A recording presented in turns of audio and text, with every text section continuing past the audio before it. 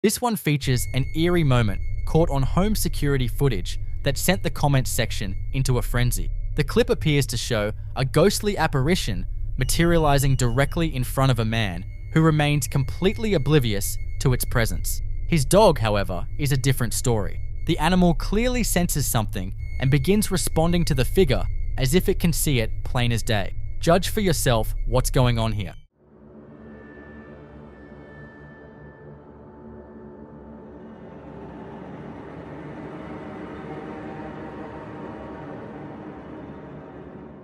As the figure emerges on screen, the dog's behavior shifts immediately. It locks its gaze onto the apparition and even appears to lunge toward it. Looking more carefully, the entity seems pale and translucent, with what looks like long hair hanging down. Given how short the clip is, it's difficult to say with any certainty whether this is genuine or the work of some editing software. Either way, there's no denying it's deeply unsettling. So what's your take on this one? When it comes to paranormal footage, clips involving children tend to hit differently. There's something about them that gets under your skin in a way other videos just don't. Whether it's a kid fixating on an empty corner or casually describing a companion nobody else can see, what we're about to watch falls right into that same unsettling territory. In this clip, a grandmother is babysitting her 2-year-old granddaughter when things take a strange turn. The little girl is sitting on the couch, minding her own business, when something in the dining room suddenly captures her attention. So funny. I can't wait until summer gets here so we can go outside and play. I miss Mimi. I miss you too. I miss you too. Here What? coming. What? Who's coming? Here coming. Who? Him. You see somebody back there? Him. Who? Here. Him? Yeah. Where's he at? Is he in our house? Yeah. Where? Show me. Where is he at? He's right in front of you? Yep. Who is it? A guy. Who's there, mister?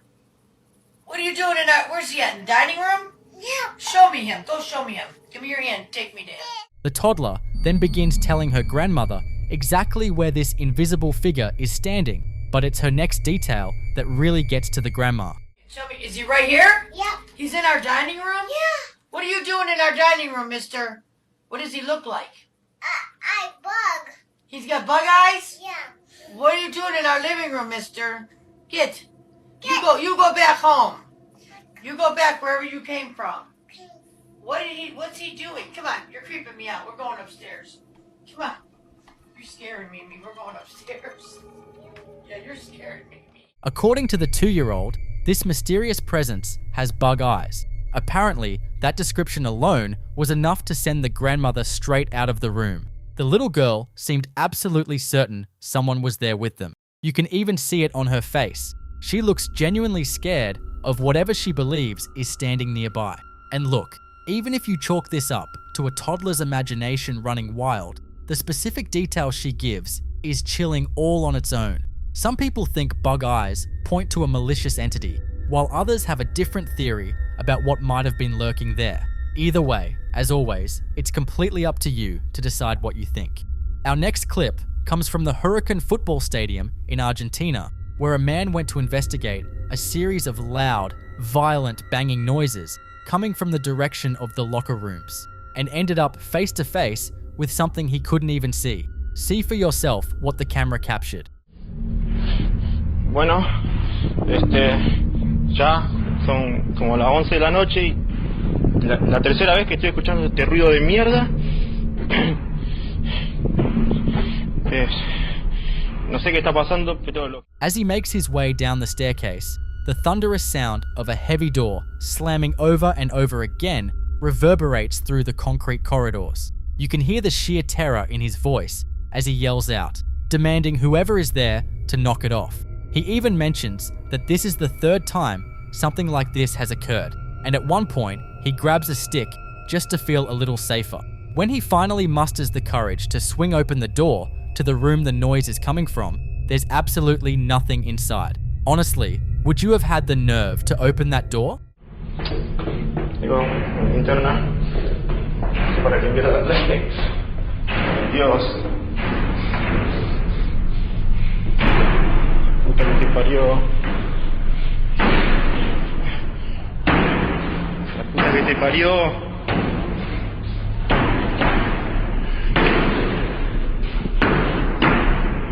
Concha de la lora. La concha de la lora. Pero como mierda puede ser que no haya nada. Ay. Ya es la tercera vez. Tercera vez. A woman by the name of Heather calls Philadelphia, Pennsylvania her home. One evening, she was out on the porch with her husband and kids, enjoying some ice cream together, completely unaware that her doorbell camera was in the process of recording something deeply unsettling. There's like little mosquitoes. Kind of going on me.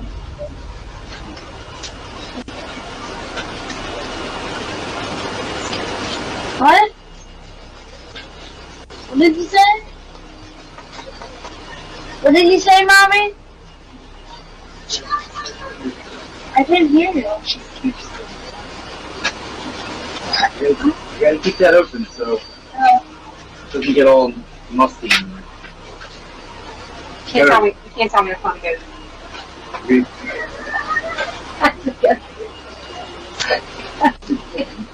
At first, the left side of the frame was completely clear, but without any warning, a semi-transparent figure that looked strikingly like a nurse materialized from that direction and drifted across toward the right. Heather's son was the one who spotted it first. Overwhelmed and struggling to make sense of what she was seeing, Heather couldn't bring herself to look directly at the figure, crying out, "She scares me!" It's a ghost. Her kids were shaken up as well, though the figure disappeared in a matter of seconds. Afterward, Heather described it as wearing what appeared to be a nurse's uniform from the 1950s with an eerie grin on its face. She also brought up some deeply troubling details about a mental institution situated just a mile down the road from her house. Byberry State Hospital used to be. This is one of the, I'm pretty sure, the most notorious mental hospital in the country. A lot of abuse went on there. There was lobotomies performed on patients. There was experiments performed on patients. A lot of them lost their lives because they were just treated so horribly. The conditions that that hospital was in was so inhumane, and no human should have ever had to go through what these patients went through, and these people just needed help. It's just very sad. They were so overcrowded, like the nurse to patient ratio was just extreme. There also was cases of staff that were by the patients. People were dying there and relatives would not be notified. And, you know, back then, like, a lot of times people would have issues like autism and things like that.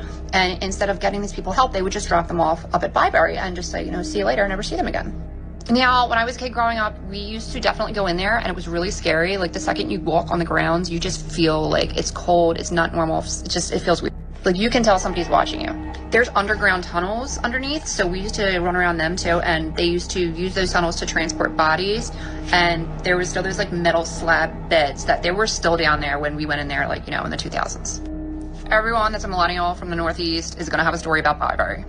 I felt my arm grabbed in there once, and I moved my flashlight because I thought it was my friend, and my friend was like over there, and oh my God.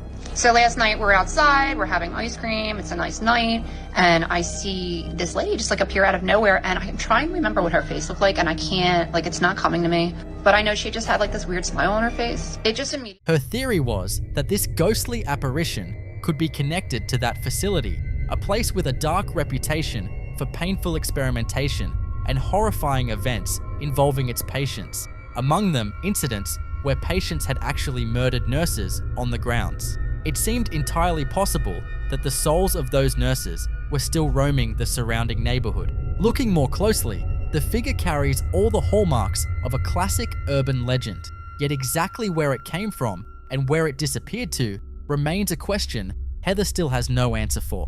What exactly has these guys sprinting away in absolute terror?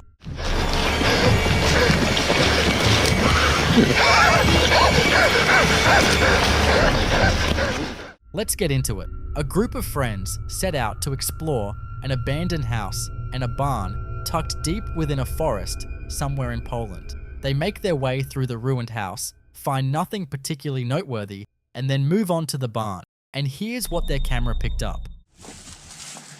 Weź tę latarkę. Ciemno.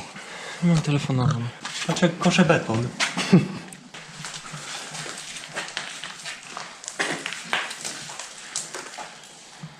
Jaki... No dość kurwa. Wampir jakby. To jest dziwne. Zajebiste, bierzemy? Co to jest? Nie wiem. A! Dobra, nie. Ty, czerwony. Czerwony chyba na tym jest krew. Oświeć. Ale... O Nie, dobra, kurwa. idziemy. After checking out the barn, they mess around for a bit before deciding to head off and set up camp. Once the campsite is ready, they wait for darkness to fall and make their way back to the barn.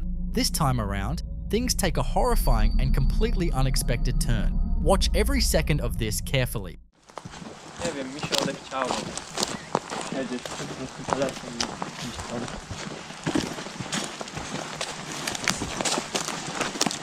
Nie, znajdziemy. Zaraz znajdziemy, będzie git. Ja dalej nie mam zasięgu, tak samo. Lipa jest. Nie będzie, no ile myśli przecież, kurwa. Nie ma szans na zasięg.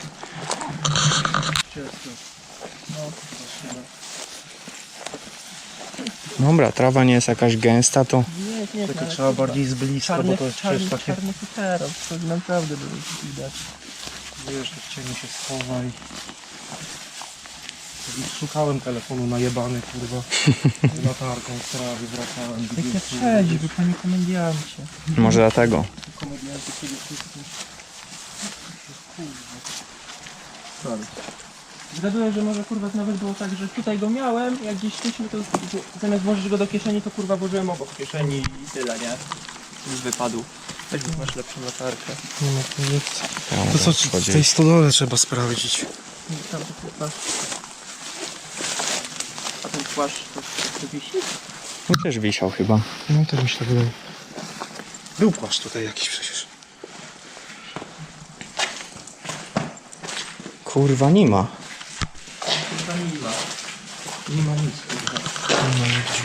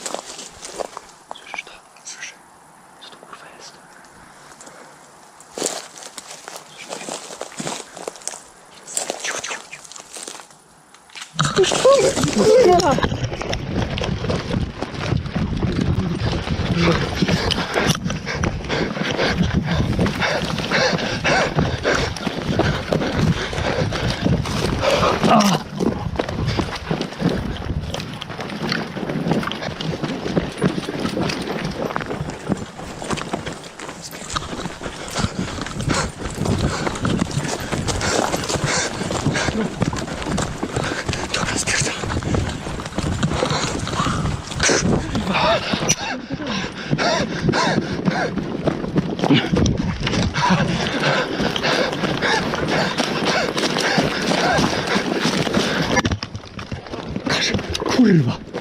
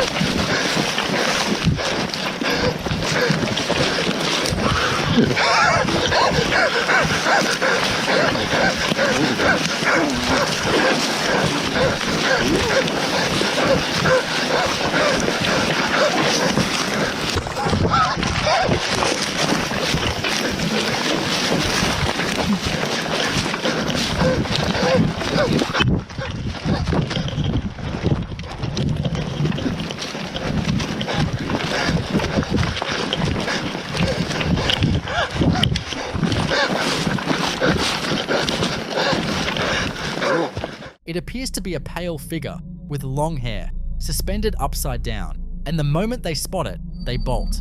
Just as they begin running, something that sounds disturbingly like a humanoid creature can be heard nearby. They stop, kill their lights, and try to hide. But whatever this thing is, it tears right past them. As we can see, they came with some preparation, yet it's not enough. They're found out and forced to flee all over again. Right before the footage cuts out, we get a brief glimpse of a humanoid shape charging after them, letting out what can only be described as demonic sounds as it moves through the pitch black woods with no light whatsoever. Fortunately, they made it out alive, though I seriously doubt they'll ever be returning. So what exactly is this hanging figure? And is it the same entity that hunted them down? Or are we dealing with something else altogether?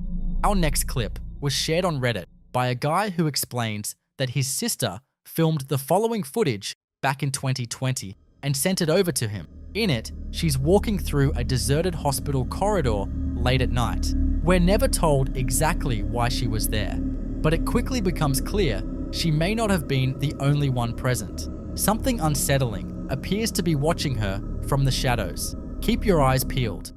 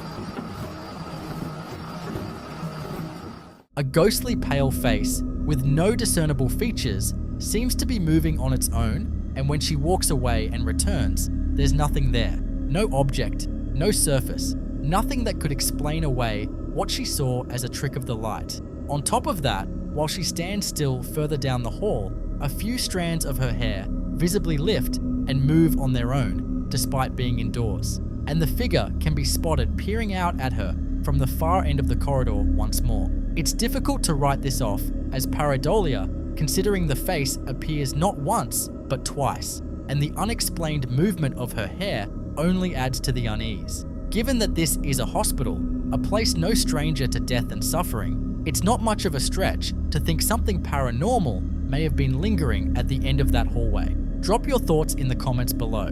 This next video comes from the TikTok account displayed on your screen. The person behind it is a guy named Craig, and something he posted recently ended up grabbing a whole lot of people's attention. He explained that he'd been carrying out construction work at his wife's grandmother's place, a house that was meant to be completely unoccupied. By his account, nobody has set foot in there as a resident for close to 3 years. Yet while he was in the middle of working inside, he ran into something he simply couldn't make sense of. Here's what he captured on camera.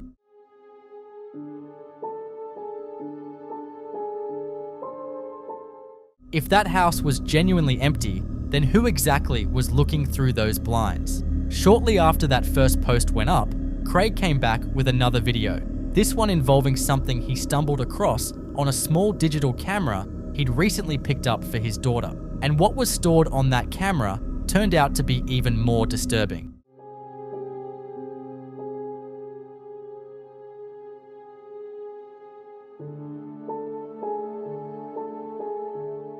As he scrolled through the images, he landed on a photo of an elderly woman. When he brought it to his mother-in-law, she was immediately shaken because the woman in that image bore a striking resemblance to her own grandmother, who had passed away some years prior. Craig then held the mysterious photo up against an old picture of the grandmother, and the likeness was uncomfortably close. Following his first video, several people in the comments floated the idea that someone might be secretly living there, a squatter. Craig put out another clip specifically to address that theory. I just want to do a quick update. I did not expect as people have called it, the creepy blind video to get as popular as it did, but here's to answer a few questions. People are saying that it's obviously squatters or it's AI. Well, it is neither. The reason I know it's not a squatter is because I've been working in the house about maybe 2.5, 3 months beforehand. And this was the last day of work in there. I just removed all my tools from the property.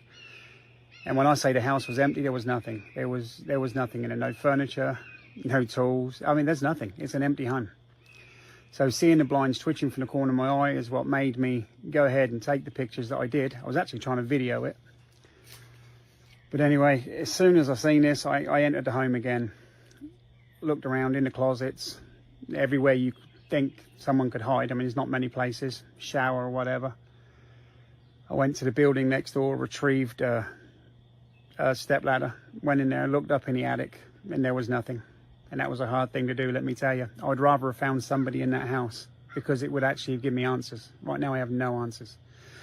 But there's a lot of stuff that's happened in that house, and I'll be glad to share some of that with you if you want to. He pointed out that he'd been in and out of that house for 2 full months, so anyone hiding there would have turned up by now. He even went up and checked the attic himself and found absolutely nothing. Then came yet another update, and this time the security camera set up inside the house recorded something that's hard to dismiss.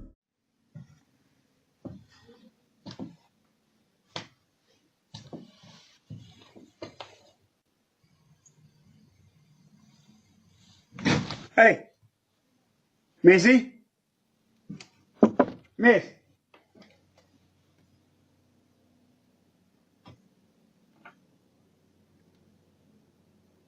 That was fucking weird.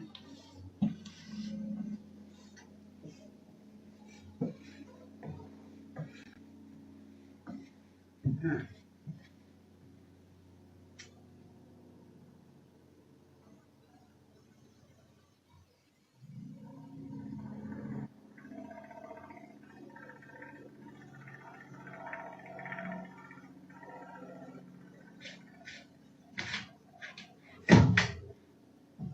That's weird. What the frick is going on here, brother?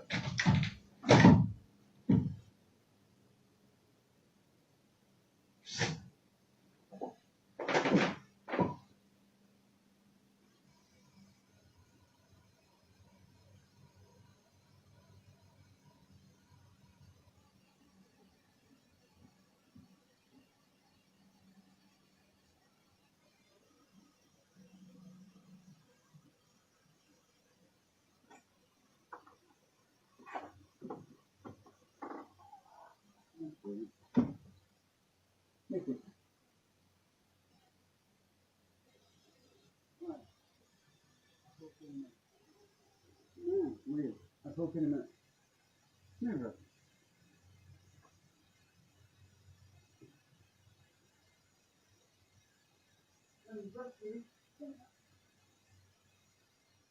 Craig was jolted by a sudden, heavy thump, and just moments after that, you can make out deep, unsettling growling sounds coming from somewhere within the house. A few viewers threw out the idea that it could be some kind of machinery or mechanical noise, but Craig was firm on one thing. That house has zero power running to it. He's now starting to believe that whatever presence is in that home may be attaching itself to him personally. So where do you stand on this? Is Craig genuinely dealing with something from beyond, or is there a rational explanation hiding in plain sight? Drop your thoughts down in the comments below. What would the next stage of human evolution look like when it comes to picking up new interests? Whatever the answer, this particular couple had finally settled into their new home, and that's when they started noticing something strange. Scattered around the house were small clusters of crystals. Nobody had put them there, and they certainly weren't part of anyone's decorating choices.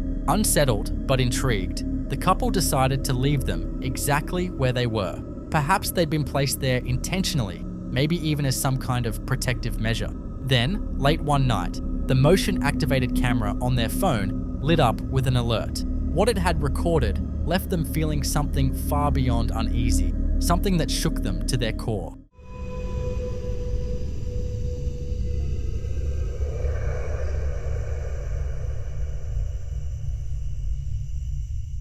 There, in the pitch black of the night, a pale, collarless figure drifts silently across their yard. Then another shape appears, a second figure, moving steadily along the left side of the property before gradually fading into the darkness. Whatever it was, it had no business being there. As Stephanie sat watching the footage back, a deeply unsettling thought crept into her mind. Could this be exactly what those crystals had been placed there to keep away?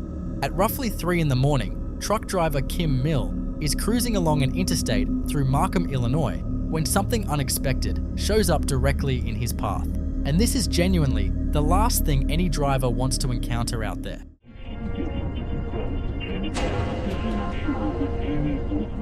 Did you catch that? A woman dressed in a flowing white gown appears to stroll straight across the highway, dangerously close to vehicles barreling past at full speed. She doesn't flinch, doesn't hurry, and seems completely unbothered by the traffic surrounding her. I thought it was really, really weird. It creeped me out. I had goosebumps for like an hour. Whatever Kim recorded that night clearly got under his skin. But here's where things take a seriously dark turn. In nearly the same stretch of road and around the same hour, a vehicle loses control on that very interstate and crashes, claiming 2 lives. Unfortunately, I have sad news to report about this crash here, Laura. Sorry to change gears on such a beautiful and pleasant morning here. It's anything but on the lanes down there. It's a terrible, violent crash.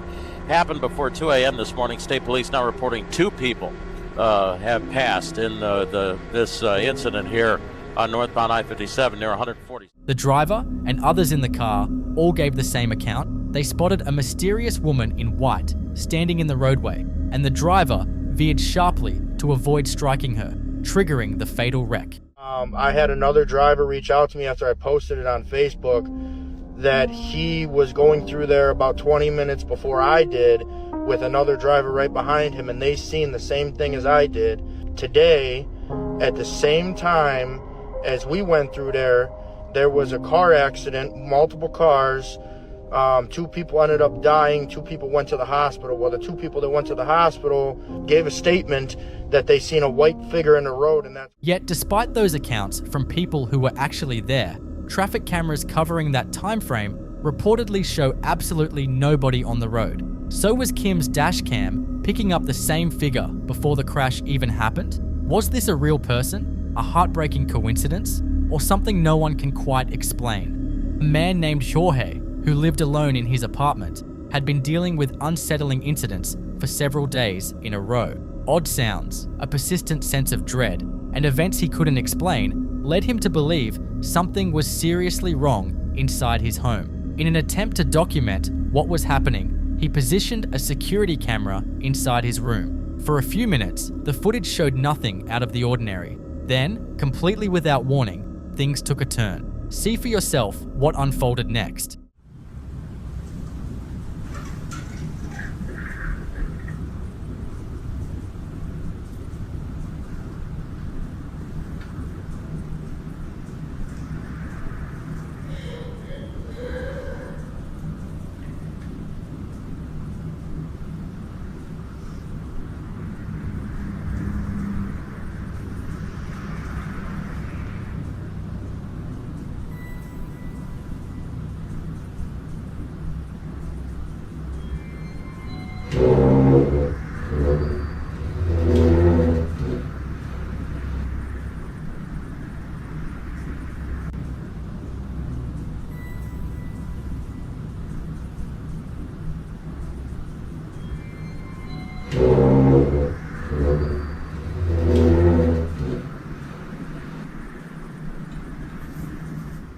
An object slowly crept backward along the floor and gently rotated on its own, as though guided by some unseen hand. Shortly after, a dark figure appeared to drift through the room despite no one being present. Shaken by what had occurred, Jorge turned to an old folk remedy commonly believed to ward off negative spirits. He laid down a solid, unbroken line of salt along his doorway, convinced it might stop whatever was behind the disturbances from crossing into his space. After carefully completing the barrier, things got even more unsettling. You're in a heavy salt line right there.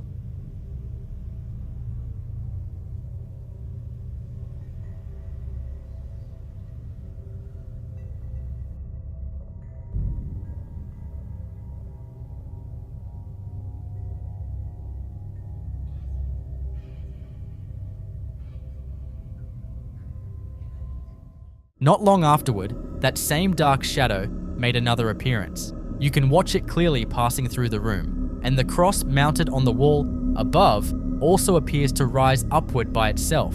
When Jorge later went back through the footage and saw everything that had taken place, he made the decision to get out of that apartment without delay. If you had been in his position, what would you have done? This clip takes us somewhere that most people would rather not think about. A place where death isn't a rare event, but simply part of the everyday rhythm. The footage was posted by a TikTok creator who goes by Jules. On any given day, her page is a cheerful mix of lifestyle vlogs and beauty content. She almost never ventures into paranormal territory, with one glaring exception: the building where she earns her living. Jules is employed at a funeral home, and she'll tell you that strange, unexplainable things happening there are basically part of the job description. In this particular video, she's just sharing a lighthearted moment with a co-worker while they're on shift together. The dead, however, apparently have a strong preference for silence. And it makes sure that while your loved one is being presented in the visitation, we don't have any issues with anything, you know.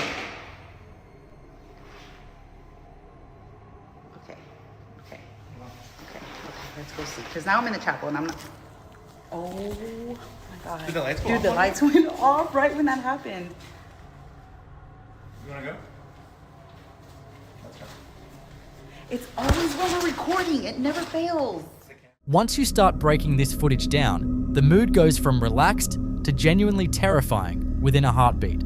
Jules and her co-worker are mid-conversation, completely comfortable, when a loud, jarring bang rings out from somewhere deeper in the building. Both of them freeze, visibly shaken by the sudden impact of the sound. The fear on their faces is completely real as the energy in the room shifts entirely. They huddle together, voices drop to whispers, clearly weighing whether to go investigate or simply get out while they can. But the choice is taken out of their hands almost immediately. Right as they're scanning the room, trying to make sense of things, the heavy overhead lights in the funeral home's chapel section go dark. No flicker, no warning, just total blackness. A YouTuber going by the name Really Haunted posted a video on May 8th, 2026, documenting what he describes as overwhelming poltergeist activity and a series of deeply unsettling events unfolding inside his own home. In this particular upload, he says things escalated to such an extreme that he fled the house in the dead of night. He claims he had no opportunity to grab his phone, his wallet, or even a pair of shoes, and ended up sitting in his parked car down the road until morning.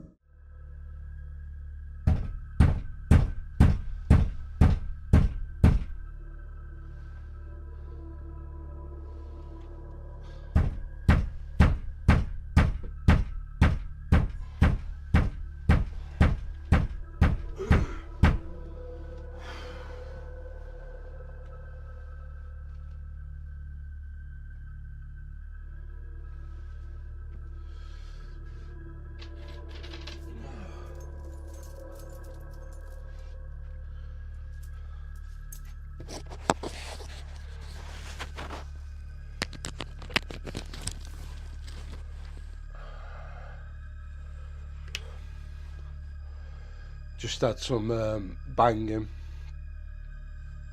on bedroom door. If I sound ill, I am. I've got flu again. I don't know why, but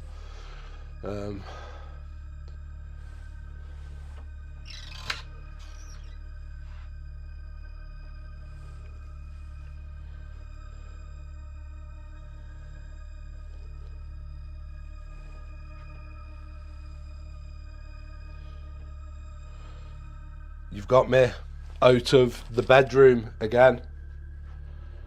I'm here. What do you want?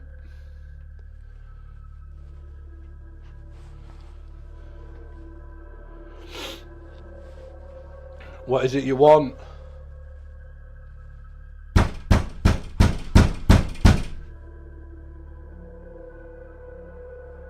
What, you banging that door for now?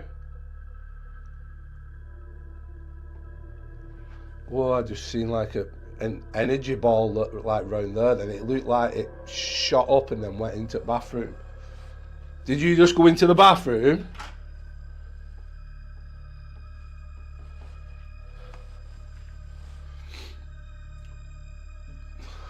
Can you show yourself?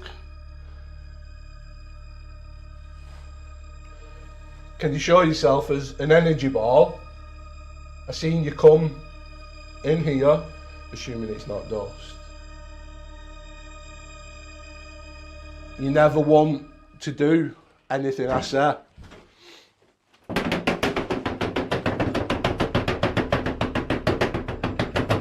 Holy shit.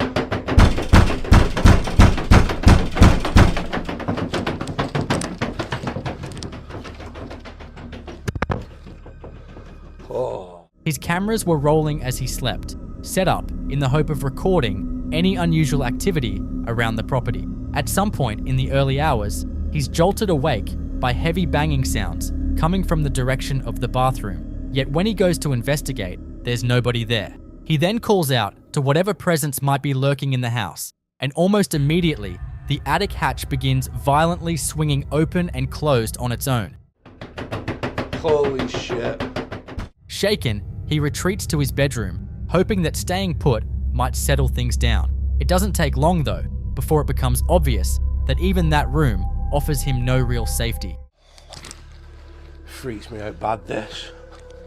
When I'm on my own, I despise being on my own. Please stop.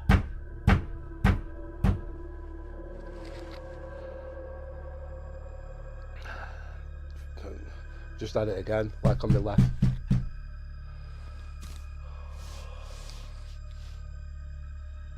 That shit me up then, the window.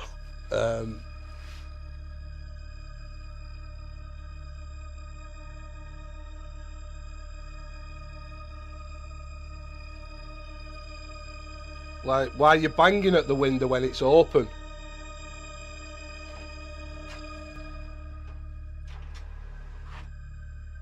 What the hell?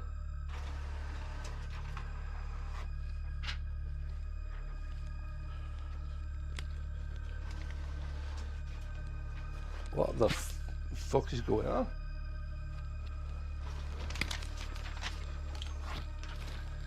Like, there's just paper coming out at printer.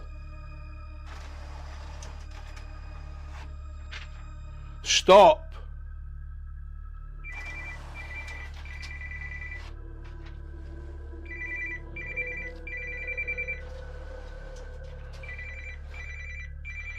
I'm not taking you on, I'm like,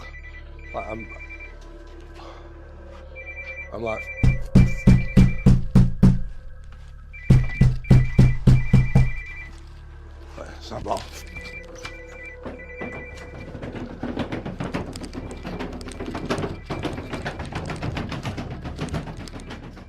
Seconds later, thunderous impacts pound against the bedroom window.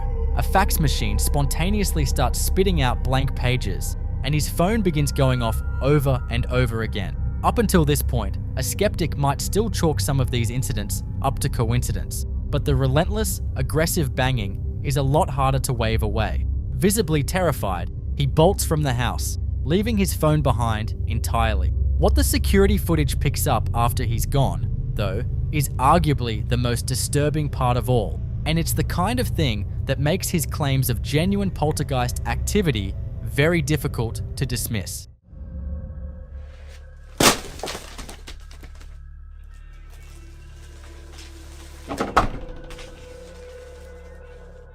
So where do you land on this one? Real paranormal activity, or is there another explanation? Drop your thoughts in the comments below. Francesca and her friend decide to attempt the notorious Bloody Mary ritual. And for anyone unfamiliar with the legend, the story goes that if you repeat the name Bloody Mary multiple times while gazing into a mirror, something shows up.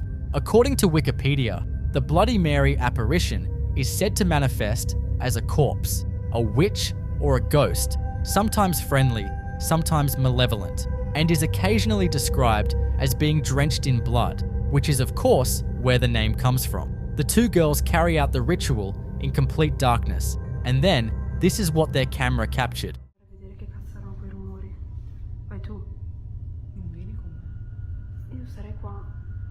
Ascolta, vai un attimo di sopra. Dai.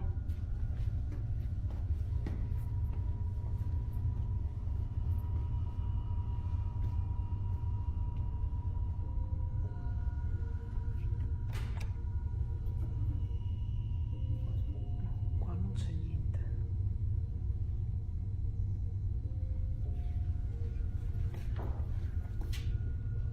Che cazzo è?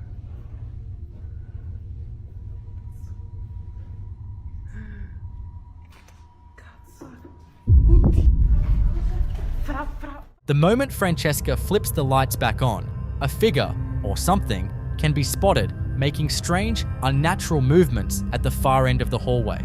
Plenty of TikTok users are convinced this could be Bloody Mary herself, or perhaps some other sinister entity summoned through the ritual, though others suspect the whole thing might just be a stunt for engagement.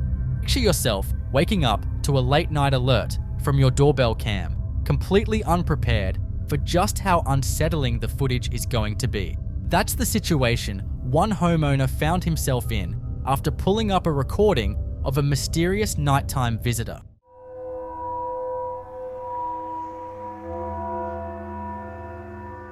The clip captures an elderly woman making her way slowly toward the front door. She locks eyes with the camera and holds a deeply unnerving, almost rigid smile for a duration that feels anything but normal. Then, without a single word or gesture, she suddenly turns and vanishes into the night. Shaken by what he'd seen, the homeowner warned his neighbors and reached out to local law enforcement in hopes of putting a name to the woman's face. She was recording herself when something absolutely chilling showed up in the footage. The video we're about to see was uploaded by a young woman to her TikTok page not long ago, and it exploded overnight, racking up over 96 million views in a remarkably short period. In the clip, she's filming herself singing in her bedroom and had no reason to think anything was off when she first posted it. But almost immediately, her inbox was flooded with messages from viewers warning her that something terrifying had slipped into the footage completely undetected. When she went back and watched it herself, she couldn't believe what she was looking at.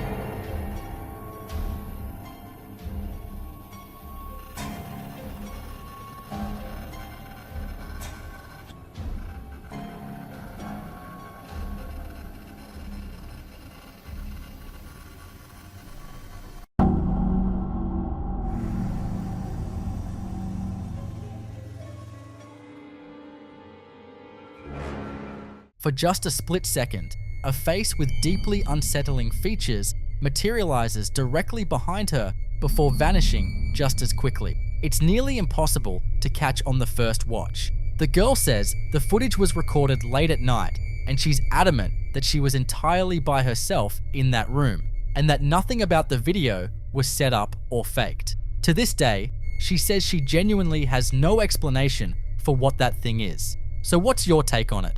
The opening clip on today's lineup comes from a genuinely bizarre case that originated in the Philippines. According to the woman who filmed the footage, she had been looking after her aging grandmother, who regularly experienced bouts of sleep paralysis and would often describe seeing a shadowy figure hovering near her bed in the middle of the night. Worried by these repeated incidents, the family chose to set up cameras in the elderly woman's bedroom, as well as throughout the rest of the house, so they could monitor her more carefully. But during one of those recordings, something deeply unsettling was caught on tape. Pay close attention to what unfolds.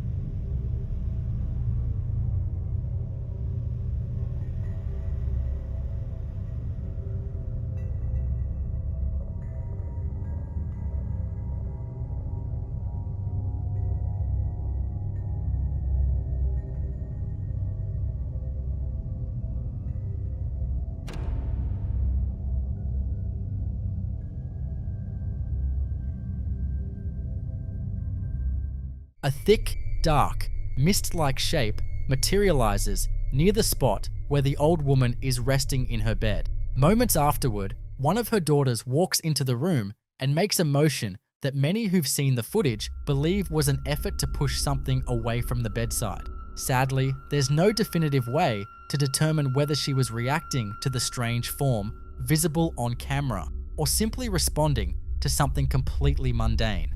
For a lot of people, this clip stands as genuine evidence of paranormal activity. Certain cultures hold the belief that dark entities are specifically attracted to frail or vulnerable people, seeking to drain their life energy. But where do you stand on this? Are we just witnessing some kind of visual glitch, or could this actually be proof of something far more? Next up is a CCTV clip recorded at an undisclosed sleep clinic during a sleep apnea study. According to Alex, one of his colleagues was remotely monitoring a widowed woman while she slept, and then everything changed. I'm going to start recording. Oh my god. I see it. Oh my god, oh my god, oh my god, oh my god. Yes. Now, a little context is needed to fully grasp what you're seeing here. Those erratic lines running along the bottom of the frame are showing that the patient has actually stopped breathing in her sleep. At that point, a ghostly pale figure seems to extend its hand toward her, as if trying to rouse her, and remarkably, her breathing resumes immediately after. Alex's theory is that the presence could be the woman's late husband, still keeping a protective eye on her from the other side. So what do you make of this eerie pale form? Drop your thoughts in the comments below. Recording. Oh my god.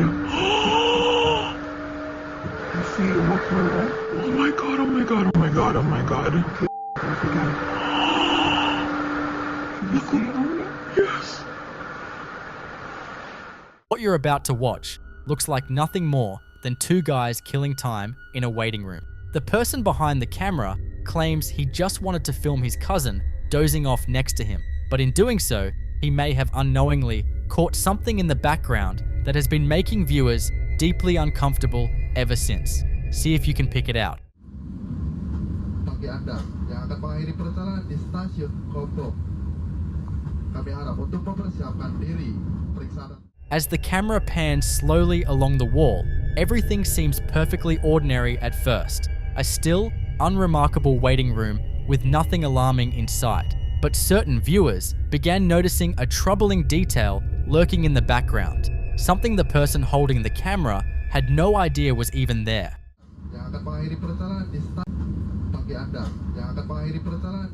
Just behind them hangs a mirror, and what shows up in that reflection is where things get strange. For a split second, the cousin, who is visibly fast asleep, appears to have his eyes wide open in the mirror.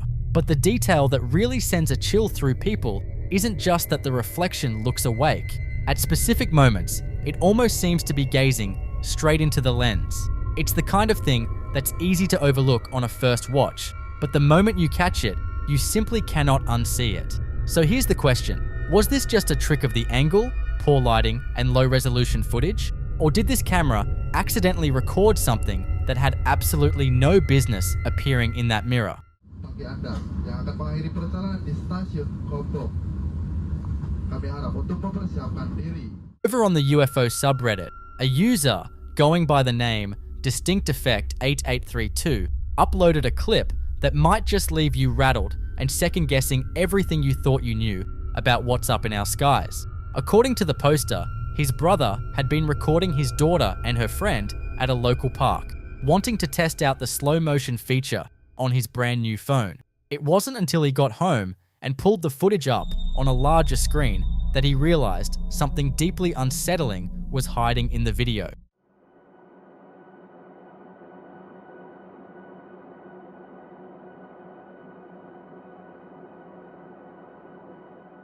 Did you catch that? If you missed it, don't feel too bad.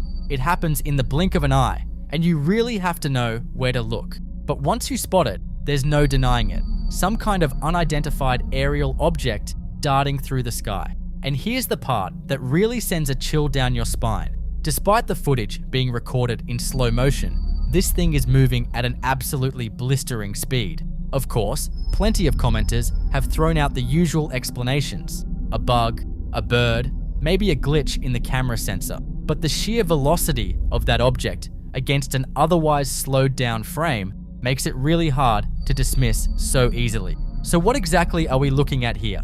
How could anything physically move that fast? It's a question that stumped everyone who's seen it, and honestly, it may never have a satisfying answer. October 10th, 2023, what began as an ordinary traffic stop spiraled into something deeply unsettling for one police officer. No, of course not. All right, sit tight, sir. I'll be right back. Okay. Your registration is What the? Sarah? What the heck? Sarah? In the blink of an eye, a young girl known only as Sarah disappeared completely. The dashcam footage revealed no doors being opened, no one in the vicinity who could have helped her slip away. After that moment, she was simply gone. Investigators were left completely stumped, unable to determine who she actually was. In the following clip you're about to watch, we see a terrifying example of a child interacting with something that an adult is completely blind to. A mother is just casually filming her little boy, Jensen, while he lines up his toy cars on the living room floor. It's a completely innocent, quiet moment, right up until a sudden noise echoes from the other side of the room. What makes this video so chilling isn't the sound itself, but Jensen's immediate, visceral reaction to it. According to his mum, he is not typically a cuddly or clingy kid, but the absolute second this happens, his survival instincts completely take over. Watch what happens when his mum starts asking him very specific questions about exactly what he is looking at.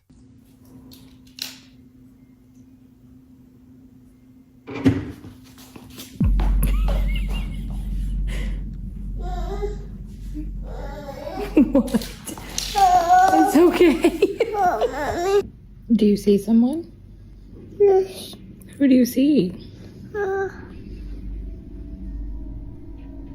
Da. Who is it? I see. You see someone over there? What are they doing?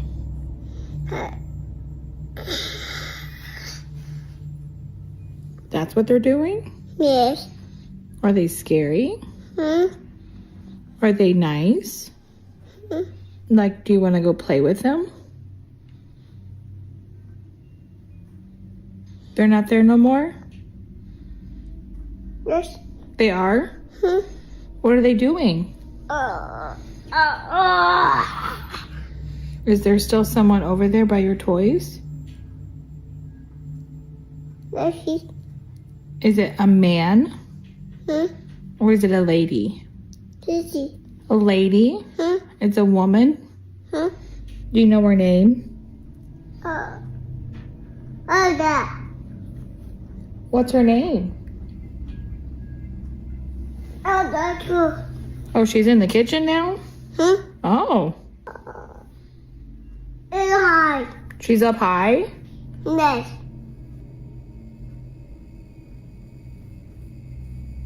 Da. Oh. Da. Oh. What? This. What is it? Da. You tell me, I don't see anything. Oh. Da. You keep pointing by your toys. Is there someone by your toys? Oh, shit. You keep pointing to the chair. Oh. Is there someone in the chair? Yes. Can you point to where you see someone? Where are they? Da. They're right there. What are they doing?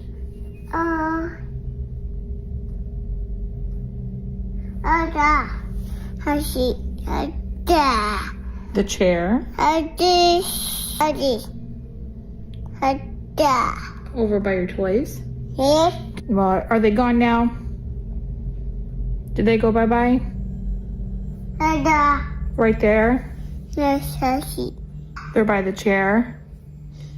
Yes. Can you wave to them if you see them? Da. Da, Golly. Mommy? Yeah? Da.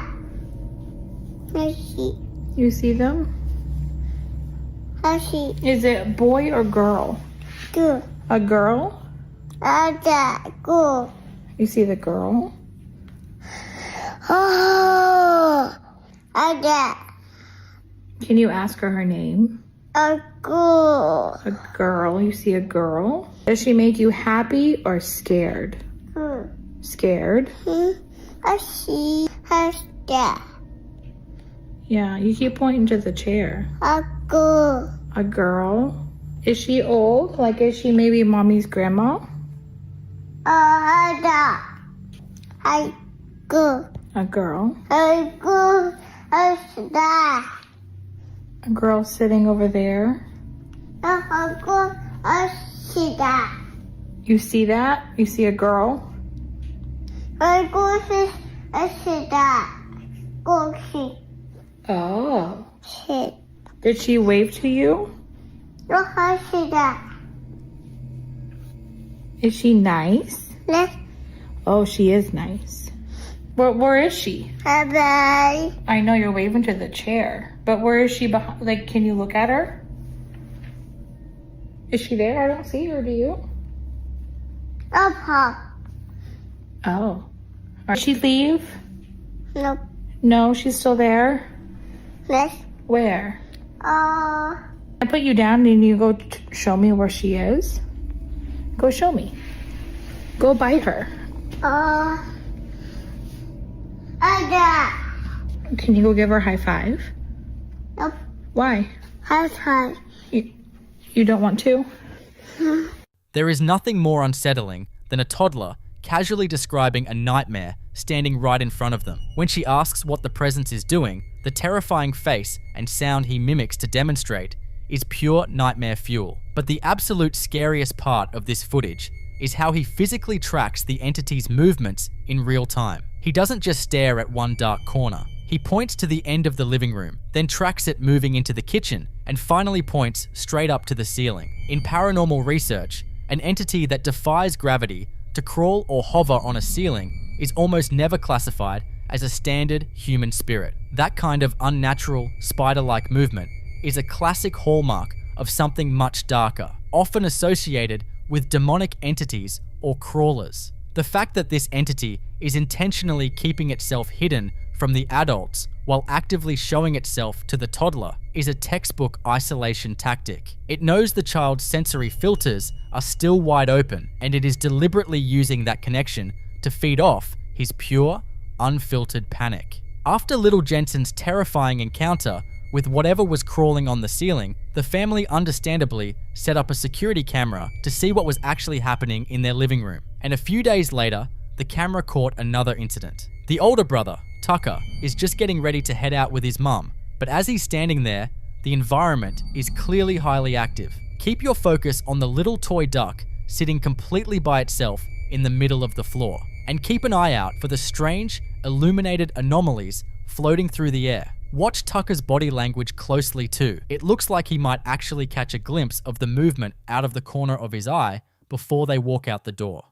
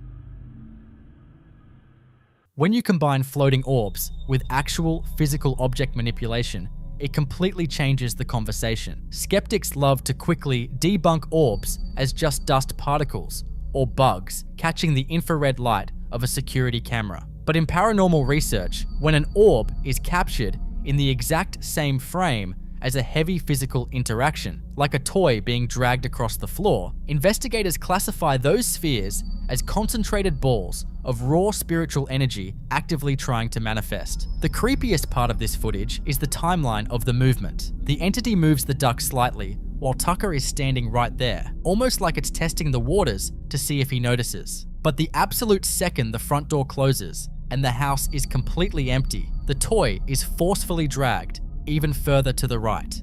It proves that whatever has attached itself to this family isn't just putting on a spooky show for an audience. It is physically occupying their space, and it has absolutely no problem playing with the kids' toys the moment they leave the room.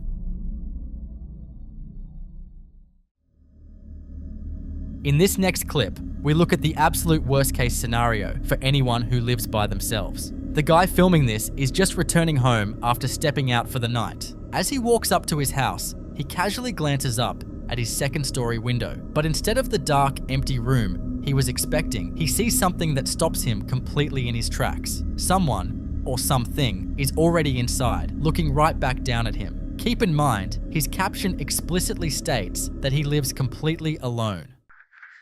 No mamen. Acabo de llegar del trabajo y vean lo que estoy viendo en la ventana. No mamen.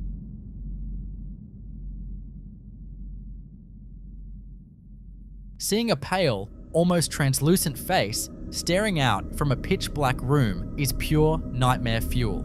In the paranormal community, entities that present themselves exactly like this are often referred to as watchers. Unlike poltergeists that aggressively throw things around to cause chaos and fear, watchers are incredibly still, quiet, and deeply territorial. They usually claim a specific room or floor of a house and simply observe the living. However, the fact that it is intentionally hovering right at the glass while he is standing outside shows a terrifying level of awareness. It isn't just mindlessly haunting a corner of the room, it is actively looking out the window, watching him return. It is a bold, territorial display, basically daring him to come inside, unlock his front door, and try to go to sleep. You see, just because you pay the rent doesn't mean you actually live alone. So, what do you think that is? I'll leave you to be the judge.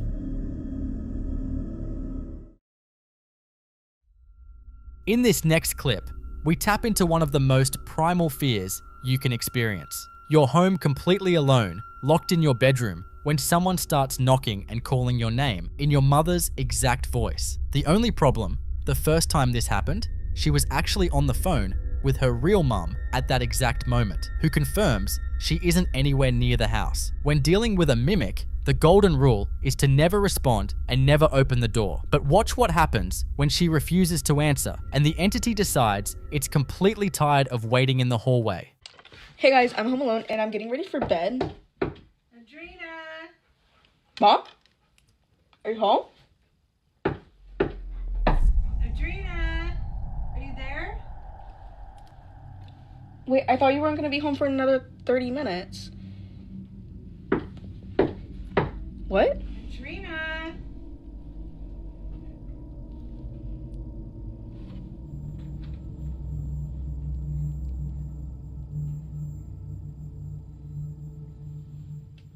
Her scream, as that door slowly swings open to reveal an empty hallway, is absolutely bone-chilling. But that final moment actually sparked a massive debate in the comments. Are mimics physically capable of opening doors on their own? In traditional paranormal lore, the answer is almost always no. Mimics are considered psychological predators. They copy the voices of your loved ones, specifically to bait you into opening the door, because they lack the kinetic energy or the spiritual permission to cross a closed boundary on their own. They rely entirely on trickery to get an invitation. So, what does it mean if the door opens by itself?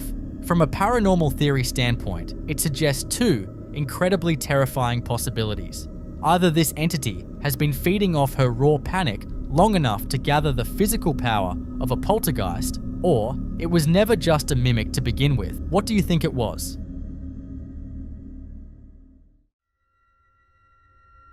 In this next clip, a man was walking through the Valley Plaza Mall late at night, long after the stores had closed and the crowds had gone home. It should be dead silent, but as he's walking past the dark storefronts and empty massage chairs, he hears something that immediately makes his blood run cold. The distinct, echoing sound of children laughing. So, he immediately pulls out his phone to document it and manages to capture the giggling on camera. But as he's trying to figure out where the sound is coming from, he notices something moving in the shadows down the hall. Keep your eyes on the dark kiosk counter in the distance and listen closely.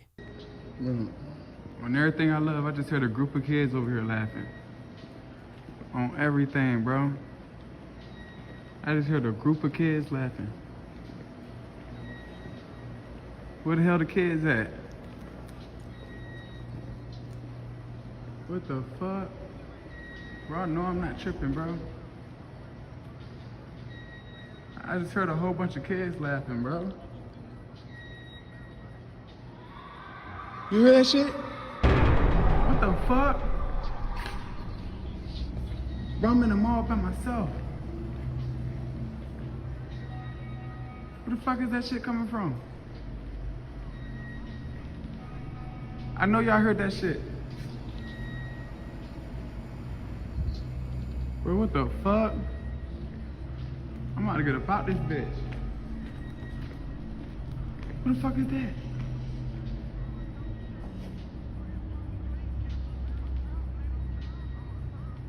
What the fuck is that? Staring right at me. Right there.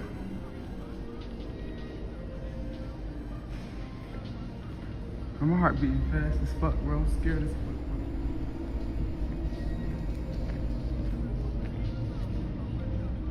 There's a person right there in a red shirt, right in front of me. Right there, y'all see him. There's a person right there. What the fuck going on? He just standing there.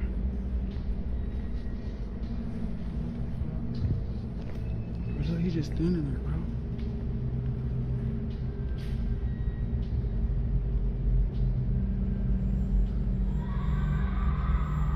Bro, I'm out of here. Hearing a child's laugh in an abandoned or empty space is basically the ultimate horror movie cliche, but in the paranormal community, it is actually taken very seriously. There are generally two schools of thought when it comes to phantom children. The first is that it's residual energy. Moles are places of high emotion, excitement, and energy, especially for kids. That intense joy can basically get recorded into the environment, playing back like a broken tape when the building is quiet. However, the second theory is much darker. Many investigators believe that malevolent entities will actively mimic the voices of crying or laughing children. It's a predatory tactic designed to instantly lower your guard and trigger your natural instinct to go investigate and help. When you combine that phantom laughing with a physical shadow ducking behind a counter in the distance, it looks a lot less like a residual echo and a lot more like an intelligent entity playing a very dark game of hide and seek, actively trying to bait him further into the dark mole.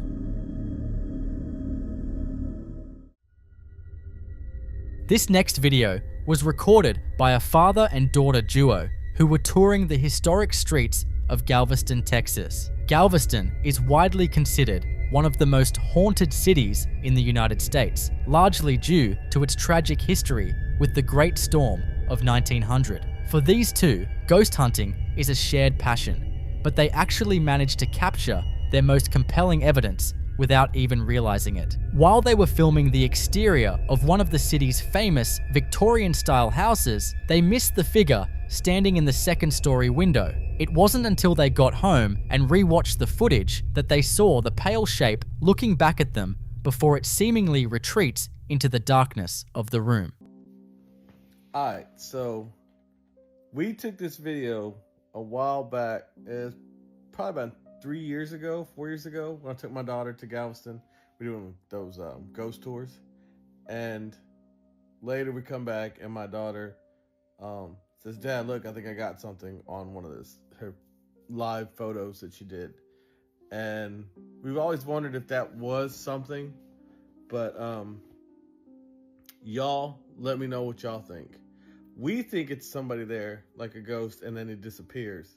Like he's in the frame and then he disappears in the window. Now I'm gonna zoom in on it and play it. It was a live, so I have to zoom in and then do it because it's hard to see the whole video, but when we saw it there, that's what we call it. Y'all tell me what y'all think this is.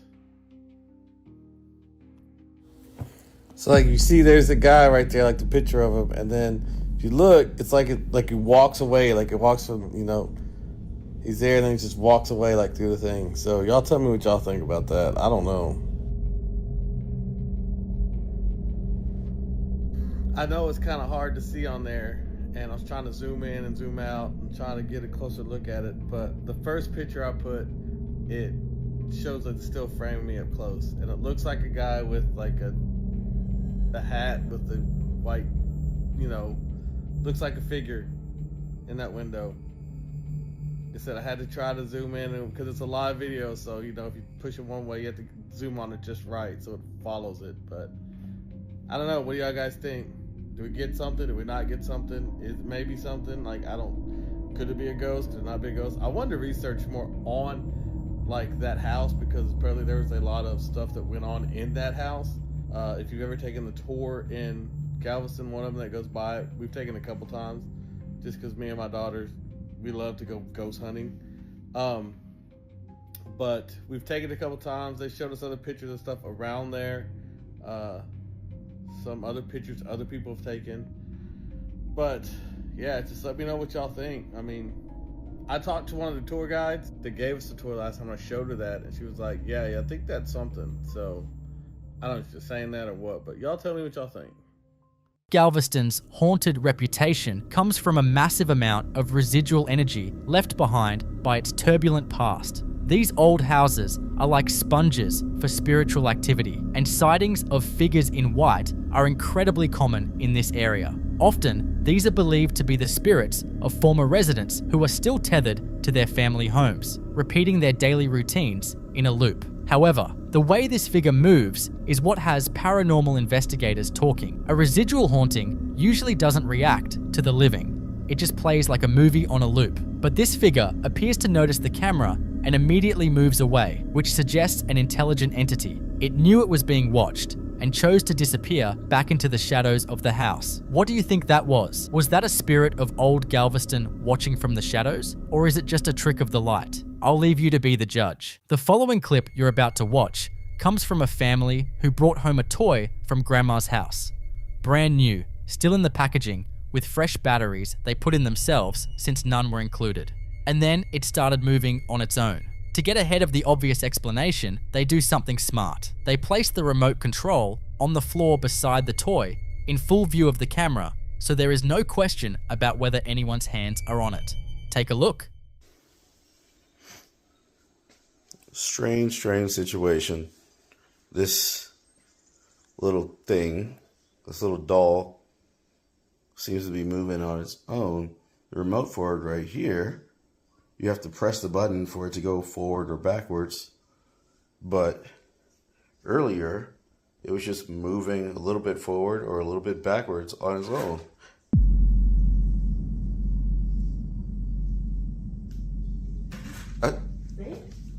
Yeah, weird. Yeah, the remote's right there. Unless it's like a glitch or something? I don't know. I'm gonna put the remote control right here. See? Nobody touch it. See? Huh.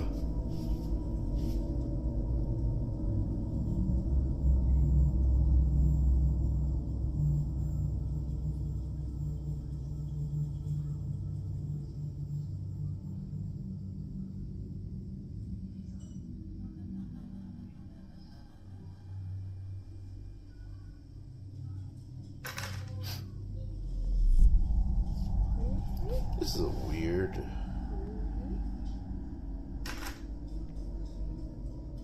What could be causing that? I don't know. And this is New toy, new batteries, remote on the floor, and yet there it is. What makes this one particularly interesting is where the toy came from, Grandma's house. And that detail, as innocent as it sounds, opens a door that a lot of people in the comments walked straight through. Objects that pass through older homes, that sit in spaces with long histories and then get handed down, carry with them everything that space has absorbed over the years. Not the object itself necessarily, but the energy it moved through, the hands that held it, the rooms it sat in. In many paranormal traditions, the idea of an object arriving in a new home and bringing something along with it is not just possible, but considered one of the more common ways activity begins in previously quiet spaces. A brand new toy that's never been used shouldn't have a history, but the house it came from might. Whatever is making that toy move has been in the family longer than the toy has. And the question worth sitting with is whether Grandma's house was as quiet as everyone thought it was. What do you think about this one?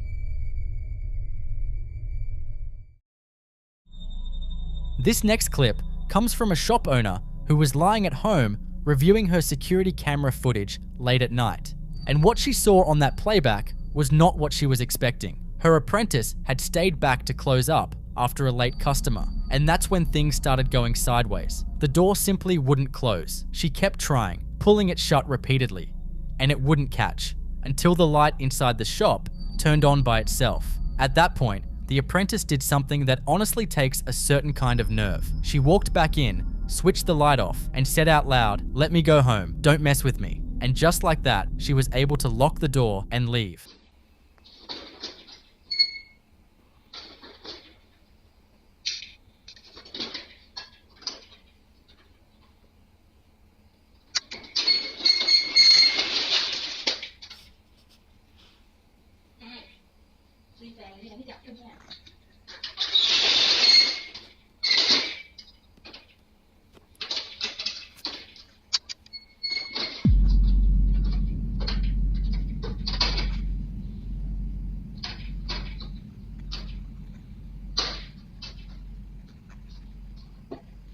But when the owner reviewed the footage from home, she noticed something her apprentice never saw. After she left, the lights came back on. Also, 2 of the machines inside the shop switched themselves on. Whatever was in that shop that night listened when she asked to be left alone, waited for her to go, and then, the moment she was gone, made itself completely at home. It let her leave, but it clearly had no intention of leaving itself.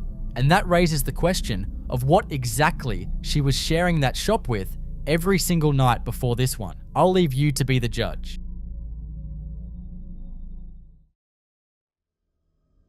This next clip was posted by a TikTok content creator who had been dealing with strange activity in his home for several days before this moment. Enough that when he heard a sound coming from his living room in the middle of the night, his first instinct wasn't to just investigate, it was to grab his phone and start recording. Because at this point, he already knew that whatever was happening in that apartment was worth documenting. All the windows in the living room are closed. There is no airflow, no fan running, nothing that could account for what happens next. Bueno, estoy grabando este video porque estoy tratando de dormir, pero acabo de escuchar un golpe duro por allá en la sala, entonces decidí grabar porque hace días que se viene presentando cosas extrañas en el apartamento. Son las 4:13 minutos de la tarde, entonces me parece muy extraño que a esta hora están sucediendo como cosas raras. Entonces,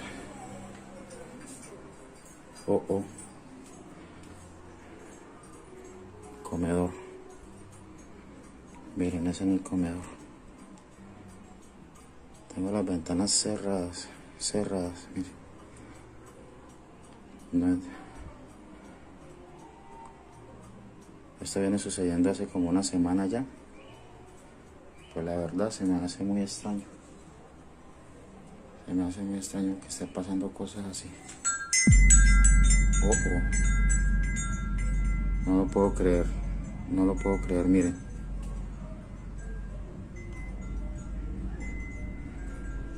¿Qué está pasando?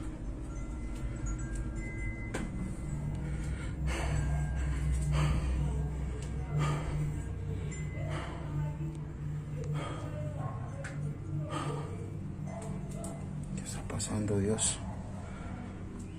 Llevo una semana en estas. Vieron que se movió.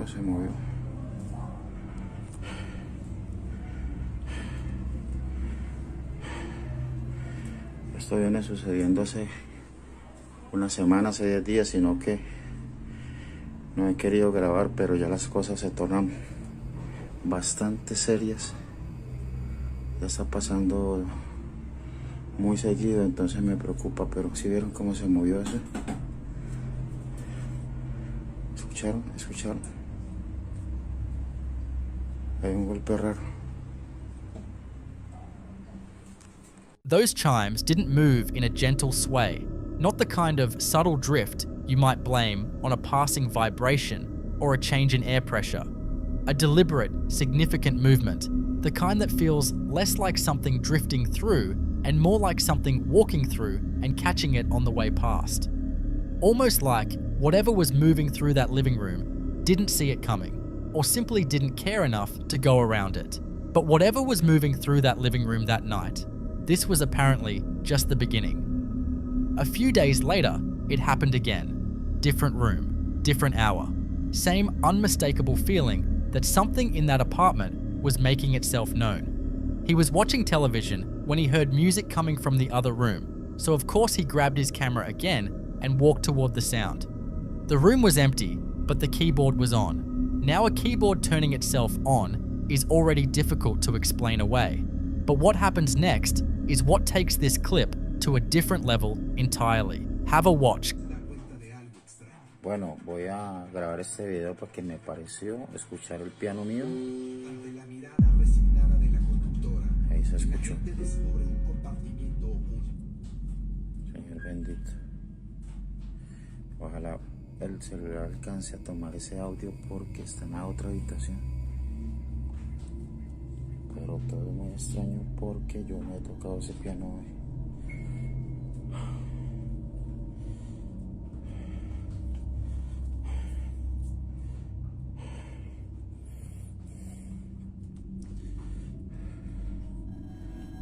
¿Qué pasa, Señor? ¿Qué pasa, Dios? ¿Qué pasa? ¿Qué es lo que hay aquí, Dios?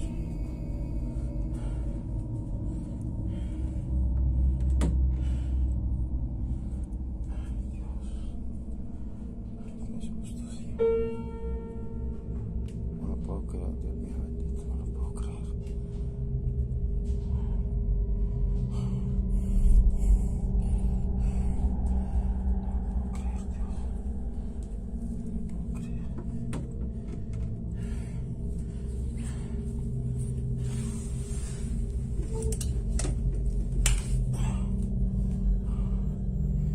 ¿Qué es lo que hay aquí, Señor? ¿Qué es lo que pasa?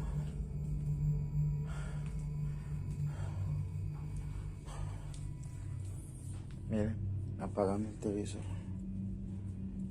Apagaron el televisor.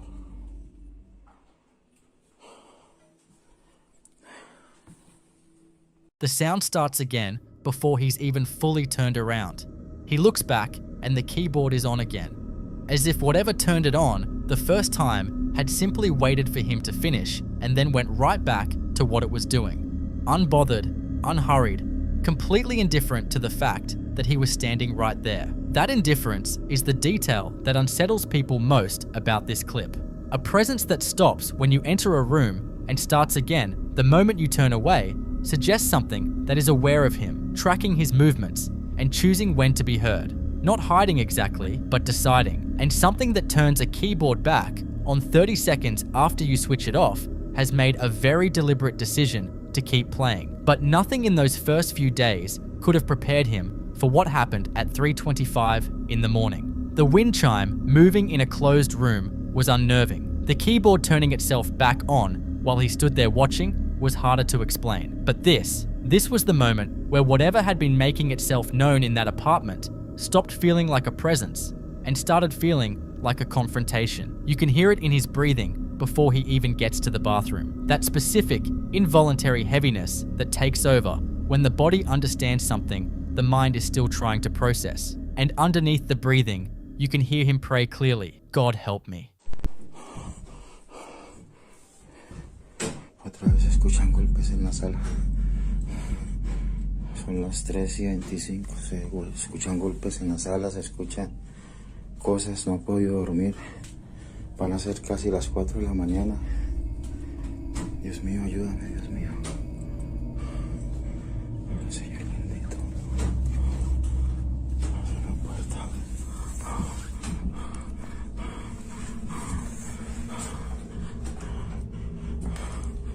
Cierra la puerta del baño. ¿Quién está ahí?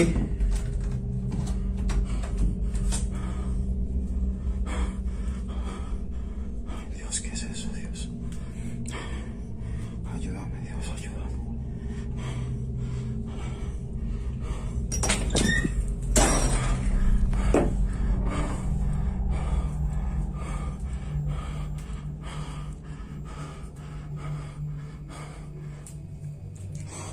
Dios mío. ¿Quién está ahí? Ay, Dios. La cortina se movió. Esa cortina se movió. Oh, Dios, Dios.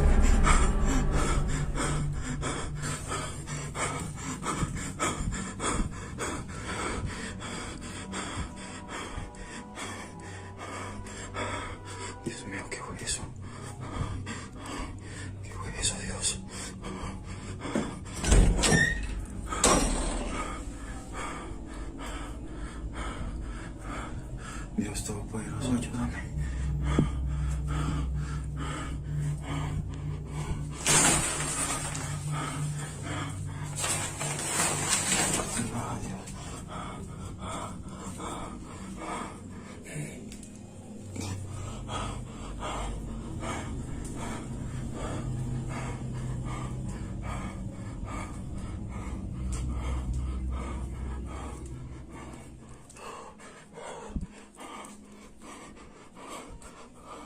He asks if anyone is there and something answers. That moment, the question and what follows it, is the kind of thing that changes a person's relationship with their own home permanently. Because up until you ask that question and something responds, there is always a part of you that can maintain the possibility that nothing is really there, that it's the building settling, the wind, a coincidence of timing. The moment something responds to your voice in a room that should be empty, that possibility closes. He's been documenting since the sound started.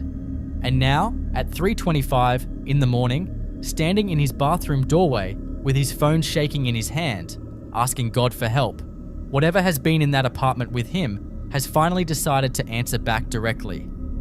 And even after everything that had already happened inside that apartment, he was about to find out that whatever this was, it wasn't confined to his walls, because the next time he encountered it, he was outside. González, me copio. Diga, le copio. Enfócate la cámara 6. Uno de los columpios está moviendo. Cámara 6 ya. No, comando, no se puede ver bien, está nublado. El otro está totalmente quieto, pero ese se está moviendo solo. ¿Cuál de los tres?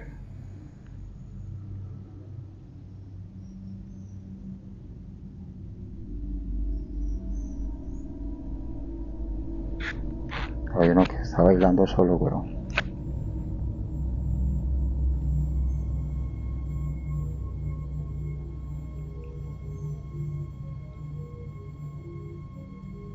¿En serio?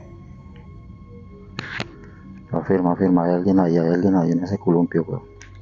Pues quieto, no digas cosas aparte.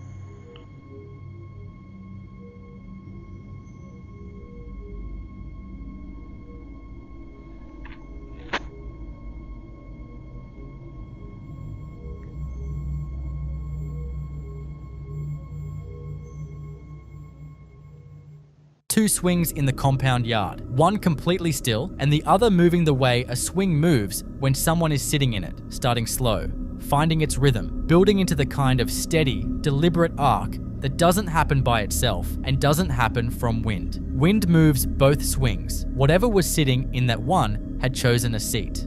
4 incidents across several days. A wind chime in a sealed room, a keyboard that refused to stay off, a bathroom door, and a curtain that responded to a direct question at 3 in the morning. And now, a swing carrying the weight of something unseen in the open air of a shared compound. What builds across these 4 clips is a picture of something that isn't randomly active. It's present, consistently, deliberately, across different rooms and now different spaces entirely. The pattern of it suggests something that has attached itself specifically to him rather than to the apartment. A presence that follows rather than haunts, that moves with him from room to room and apparently out into the yard when he goes there too. In many spiritual traditions, this kind of attachment is considered among the most serious classifications of paranormal activity. Not a residual energy, not a territorial presence tied to a building, but something personal, something that found him, decided to stay close, and has been escalating its attempts to make that known ever since the wind chime first moved. For this man, every room in that apartment, and apparently every corner of that compound, now carries the same question. Is he ever actually alone? This next clip comes from someone who has been dealing with consistent activity in their kitchen ever since moving into their house. And the list of experiences they've documented is the kind that builds slowly and then all at once. Things being slammed in the kitchen with no one near them. Footsteps, a persistent feeling of being watched in the walkway.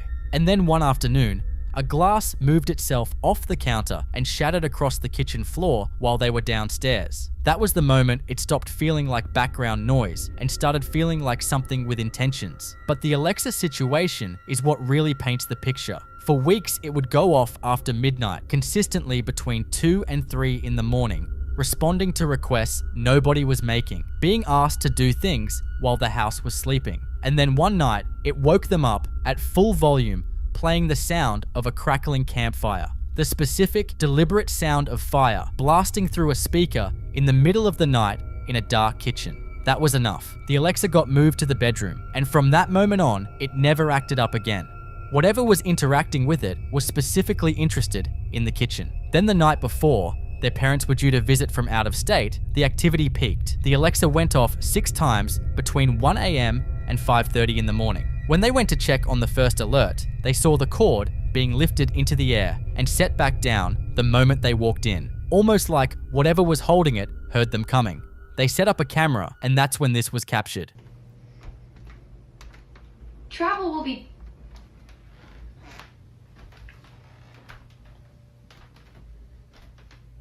Were you just messing with the screen?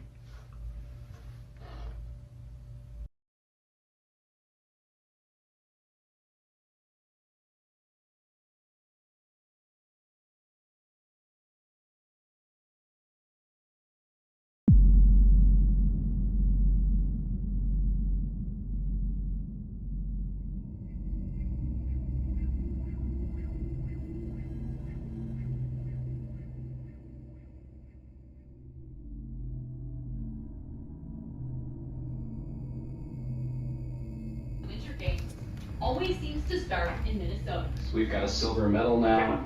Now the road itself has the chance It just seems like the time is right. to propel the whole sport forward. We thought, let's ride the Olympic. An orb, moving with a trail running from the ceiling all the way down to the floor, facing the living room from the kitchen. You have to really focus to see it. Slow, deliberate, unlike anything else in hours of footage from that same camera. And then the Alexa wake-up calls, caught on film, going off in a kitchen that had no one in it. What makes this case particularly interesting to paranormal researchers is the behavioral pattern around the parents' visit. 4 days of complete silence while they were in the house, not a single incident. And then the strong suspicion that the moment they leave, it will start again. That kind of selective activity points towards something with a level of social awareness that most people find deeply uncomfortable to consider. A presence that reads the energy of a space, responds to who is and isn't in it, and adjusts its behavior accordingly. It wasn't performing for the parents, it was waiting for them to leave. The campfire sounds at full volume in the middle of the night are the detail that lingers longest. Because of everything a presence could choose to do with a smart speaker, the sound of fire is a very specific choice. Whether that means something about what happened in that kitchen before this family moved in, nobody has been able to say. But what do you think? The following clip you're about to watch is a compilation of 2 separate incidents, 2 different stores, but connected by the same deeply unsettling thread of objects that should be completely inanimate, deciding otherwise. The first comes from a night watchman working the closing shift in the toy section of a department store. He was doing his rounds when the dolls started going off. Not 1 or 2, but a whole shelf of them simultaneously. A section full of dolls, all making noise at the same time, in a store that had been empty for hours, with no customers, no children, nothing that should have triggered them all at once. Pay close attention toward the very end of this clip. One of the dolls turns its head and looks directly at him.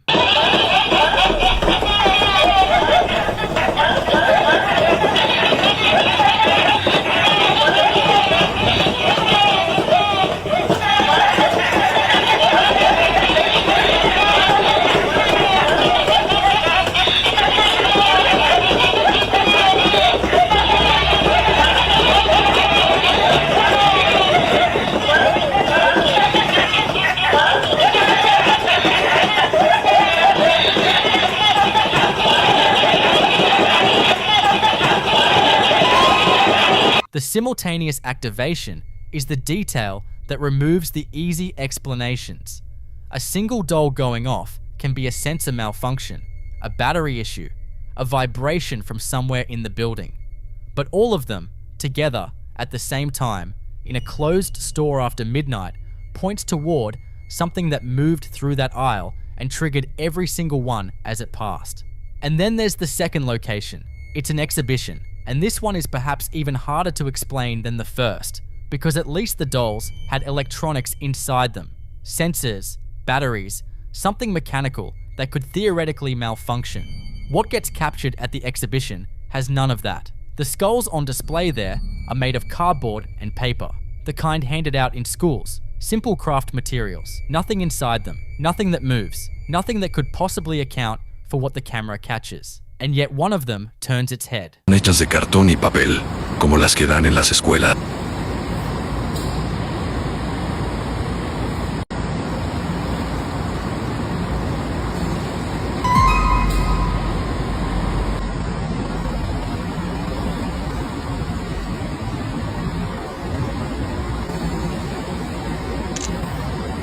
A paper skull turning its head has exactly one explanation available to it, and it isn't a technical one. Exhibition spaces and department stores cycle through objects and artifacts from countless sources, absorbing the energy of everything that passes through them. In both of these locations, something moved through an object that had no business moving, one with electronics that all fired at once, and one made of paper that shouldn't have been able to move at all. Whatever passed through that toy aisle, and whatever turned that paper skull, they both made their presence known through the objects closest to them. And the question worth asking is how many other objects in how many other stores are doing the same thing when the lights go off and nobody's watching?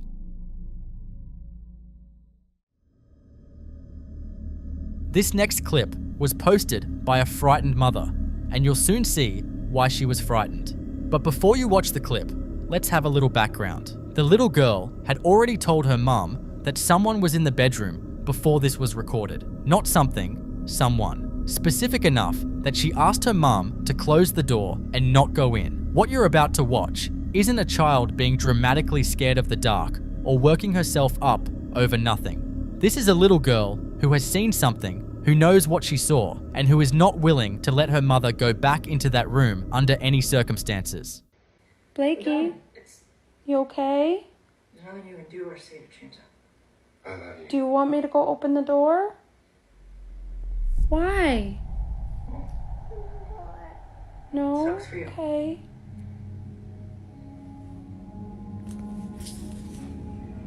Okay, I'm honestly freaking the fuck out and I don't know what to do. Just a couple minutes ago, I got up and I closed my door because she kept pointing to my room saying, Mommy, Mommy, someone's over there. And she was terrified. She was terrified. Of course, freaking me out. So I went over there and she just said, no, Mommy, come here, Mommy, sit, Mommy, don't go over there. And so I called the dog and I closed the motherfucking door. And as you can see, dude, she's still terrified. She's still terrified. She doesn't want me going over there. She doesn't want me to open the door. I'm terrified. The mom tries to reason with her, ask if she can go open the door, and the answer is a firm, unwavering no. The kind of no that doesn't come from imagination, but from certainty. But that was only the beginning of what this family captured. The same night, the mom does what any parent torn between protecting their child and finding a rational explanation eventually does. She gets up. She tells her daughter she's going to check the room, that she'll be right back, keeping her voice steady and calm the way parents do when they're trying not to transfer their own fear. And the little girl's response is immediate. She hides her face and then she starts to cry. Not a tantrum, not frustration, the kind of crying that comes from genuine terror, from watching someone you love walk towards something you know is there and being completely unable to stop them. Watch. Blakey, Mommy's gonna go open the door, okay? I'll be right back. It's okay.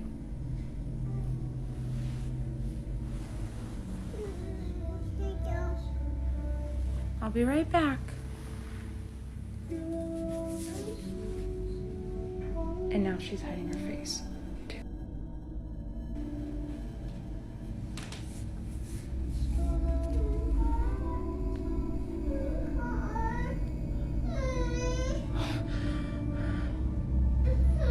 It's okay, baby.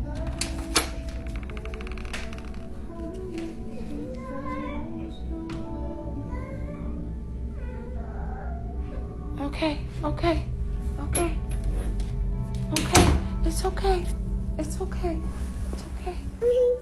Okay, tell me I'm not... What do I do? There is a belief that runs through almost every culture that has ever documented paranormal experiences, that children, particularly young ones, exist in a state of perception that adults have long since closed off. That somewhere in growing up, in learning to categorize and rationalize and explain the world, we lose access to something we were born with.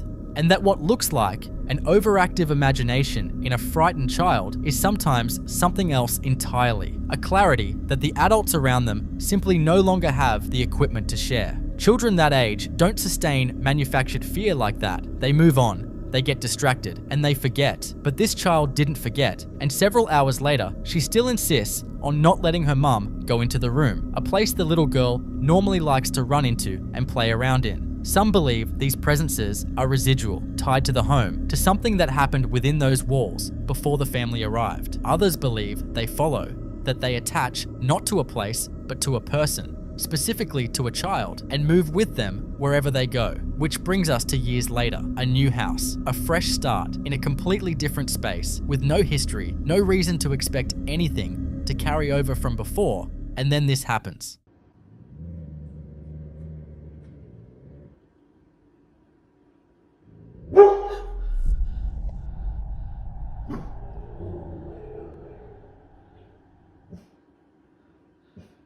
"10 minutes of sustained, focused aggression directed at something in a room that appears completely empty. Not the startled reaction of an animal that heard a noise outside or caught a scent through a window. 10 minutes of unbroken, unwavering attention fixed on a specific point in a brand new house that this family had barely settled into. The little girl from those earlier videos is older now. The house is different. Everything around her has changed. But that dog growled for 10 straight minutes at something. Make of that what you will."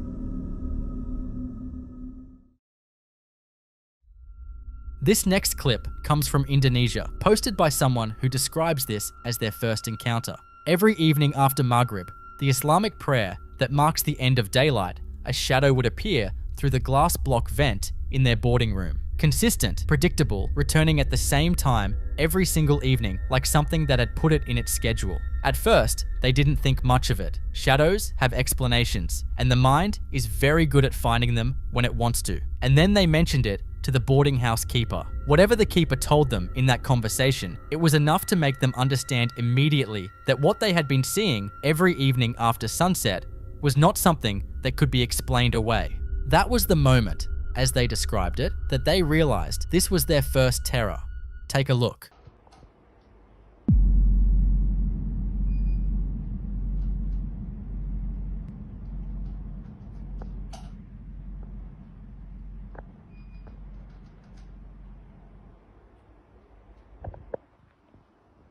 Now, before the instinct to suggest someone outside casting a shadow takes over, that vent is positioned high enough off the ground that no person could reach it, climb to it, or stand anywhere near it to cast anything through it. The height alone removes the human explanation entirely. Whatever is appearing through that glass block every evening after Maghrib is not standing on the ground to do it. In Indonesian spiritual tradition, the timing is significant in a way that goes beyond coincidence. Maghrib is considered one of the most spiritually vulnerable times of day, the transitional window between light and dark, where the boundary between the physical world and the unseen world is at its thinnest. It is a time when Muslims are specifically encouraged to be inside, to pray, to seek protection, and it is a time that certain presences are believed to use deliberately, arriving at the exact moment when that boundary weakens and the conditions are most favorable for them to be seen. Whatever was appearing through that vent every evening after Maghrib was not lost. It knew exactly which room to come to.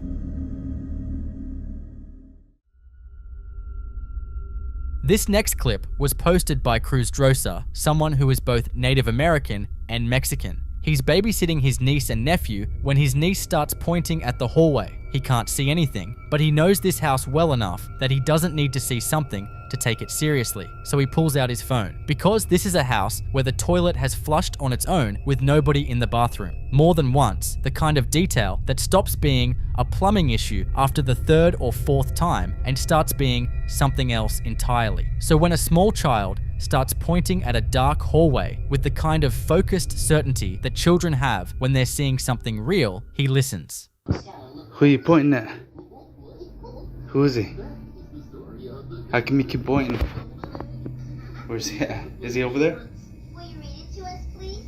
Who is he?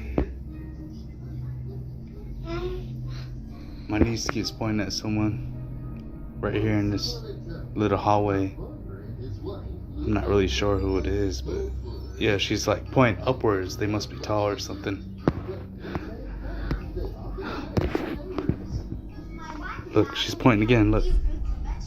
She keeps pointing, attention fixed, completely unmoved by his attempts to show her the hallway is empty. And so he decides to go look for himself. He walks toward the hallway, phone recording, moving into the darkness that his niece has been pointing at with total conviction. He can't see anything, but the hallway apparently has something to say about being investigated, because something even stranger happens. Something drops to the floor in front of them, out of nowhere, thrown from somewhere in the dark with enough force and direction that there is no version of gravity that accounts for it. Something threw that battery, and whatever threw it was standing in the part of the hallway his niece had been pointing at all along.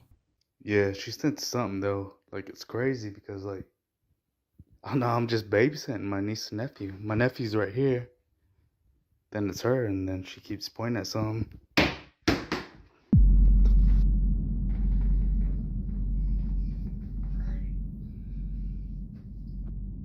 What is that? Yeah, man. And then she grabbed this lantern right here. And I'm like, what the fuck? Viewers in the comments immediately started telling him to download a spirit box or ghost tube, apps that paranormal investigators use to attempt direct communication with presences, converting audio frequencies into words in real time. The suggestion alone tells you how seriously people who watched that battery drop took what they were seeing. This wasn't a crowd telling him to check his wiring or call a plumber. This was a crowd telling him to open a line of communication with whatever was standing in that hallway. But Krusdrosa had a different approach. His niece was scared, and whatever was in that hallway, whatever had been flushing toilets in that house, and was now throwing batteries at people who came looking for it, had officially crossed a line. So he does what anyone who has grown up navigating the space between the physical world and the spiritual one learns to do. He addresses it directly, out loud. You gotta get out of here, man. You gotta leave, man. Honestly. You're not welcomed here. Leave. Whoever you are, leave. You're scaring my niece. Look, she keeps pointing at you. Get the fuck out of here, man. There is something significant about the cultural context here that goes beyond a general belief in the paranormal. Both Native American and Mexican spiritual traditions carry deep, specific frameworks for dealing with presences that occupy shared spaces. Traditions that don't just acknowledge the existence of entities, but provide direct, practice methods for confronting them. The command he issues isn't born from panic or bravado. It comes from a cultural inheritance that has been navigating exactly these kinds of encounters for generations, long before ghost hunting became a hobby. Whether what was in that hallway listened, whether it left or simply went quiet, is something only that house knows. But a child who pointed at the same spot through 3 separate clips, a battery thrown from the dark, and a toilet that flushes itself when the bathroom is empty all point towards something that has been in that house long enough to feel comfortable there. And the question worth sitting with is whether one command from an uncle protecting his niece was enough to convince it to find somewhere else to be, or whether it's still standing in that hallway waiting for the next person to come looking. I'll leave you with that one.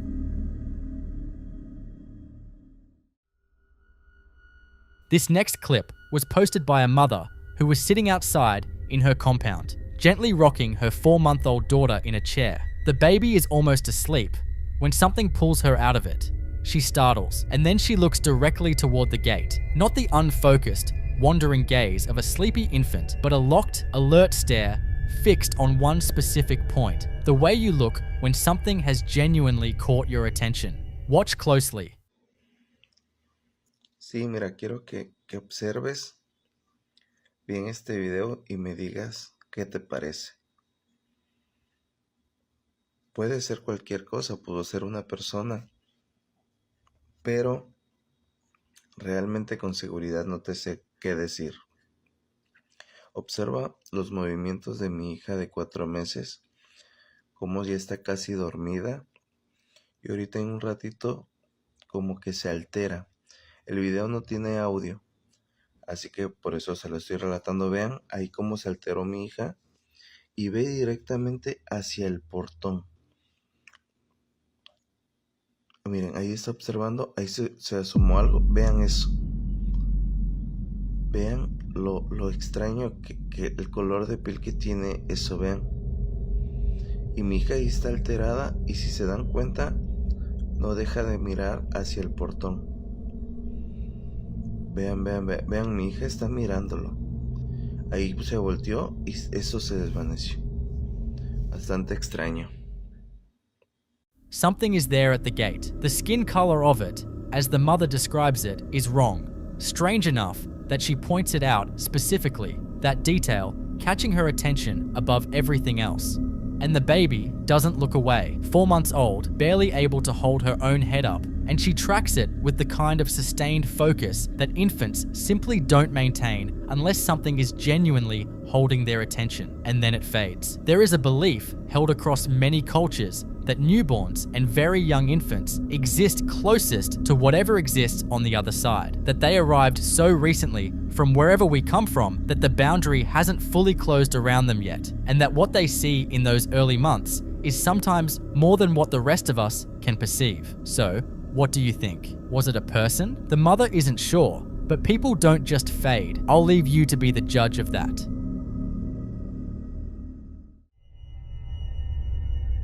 This next clip comes from an office where something had apparently been making itself known for a while, specifically when someone stayed back alone. Staff had been hearing things they couldn't explain, that particular unease of being the last one in a building that starts feeling less empty the longer you're in it. So they pulled up the security footage to finally see what had been keeping them company all those late nights. And this was their reaction when they saw it. Where's the ghost? Oh my god, it's moving around. That is freaky. And it moves so fast. No, keep going because it'll come back. Right there. No, y se asoma la cámara también. It goes towards the... Does it come back or does it just stop right there? No, it continues. It comes back. And this is the same one that's in our office after everybody leaves because I can freaking hear it. There it is. Mm-hmm. What the freak? And it moves fast. Ando bien alterado. Se tomó Red Bull. More? Wow. It does. It said hi. It waved to the camera. You saw? Mira. We didn't see all that shit. Oh my god. We didn't get this far. We didn't get this far because we were so impressed by the first one. Wait. Sí, We didn't get this far? No. There's more. It keeps coming back. She keeps setting the cameras up. Mira. You can see the time. Mira, ahí va, otra vez. Hala. This is crazy. Anda buscando a la gente, güey. You can clear it. Un pedazo de lid to the dust. No, that moves that fast, Crystal. No, and then on the same area, there's no vents right there. A ver, vamos a ver qué pasa ahí. It's Mira, ahí va. 49. It's on the right Keep on side. again. Mira, there it is. Mira. Oh my god, that gave me chills. That was like a person. You can That was like a sometimes person. you can see the silhouette as a person. Yeah. That one was formed bigger. That one was. Oh my god, I'm getting chills. I quit. Mira. You never thought we'd catch it, huh? No. No. We never check the cameras. No, when we check the cameras for somebody, always looking for somebody. We don't pay attention to this. To the ghost. No. Who's on call? We need to check the one in the office. Mira. Oh, right there. Did you see that? Mira.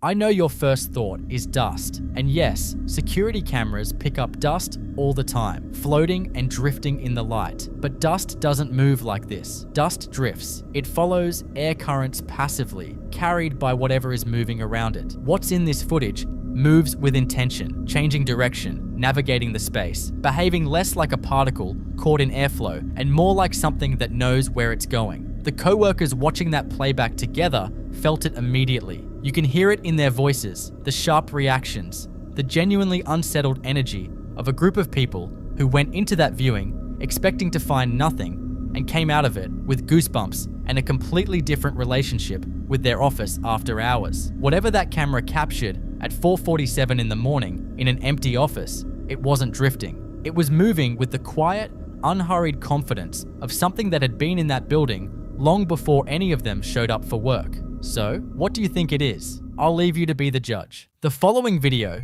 you're about to watch was posted by a woman who was just recording herself talking to the camera. A mundane, everyday moment. Nothing felt out of place while she was filming, but when she watched the video back, she discovered something lurking in the background that totally freaked her out. She was mid-conversation, relaxed, completely absorbed in whatever she was saying to her audience, but had no idea that something in the window just over her shoulder was watching her do it. Pay attention to the window. Nunca he sentido que me parezco a Dua Lipa, pero desde que me corté el cabello siento que me parezco muchísimo menos a Dua Lipa.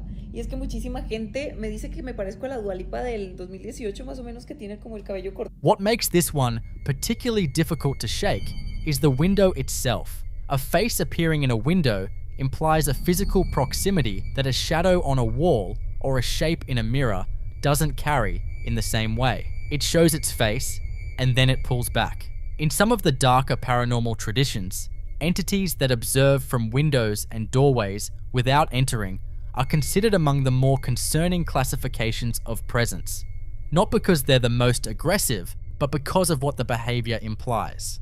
Something that watches from outside, that doesn't come in, that appears just long enough to be noticed and then withdraws, is something that is studying, learning routines, learning patterns, learning when she's alone and when she isn't, building a picture of her life from the outside before deciding what to do with that information. Now think about this, she had no idea it was there until she watched the playback, which means every other time she sat in that room, she had no way of knowing whether it was at that window or not. So the most unsettling part of that isn't the one time the camera caught it, it's every time the camera wasn't rolling. What do you think that thing is? I'll leave you to be the judge.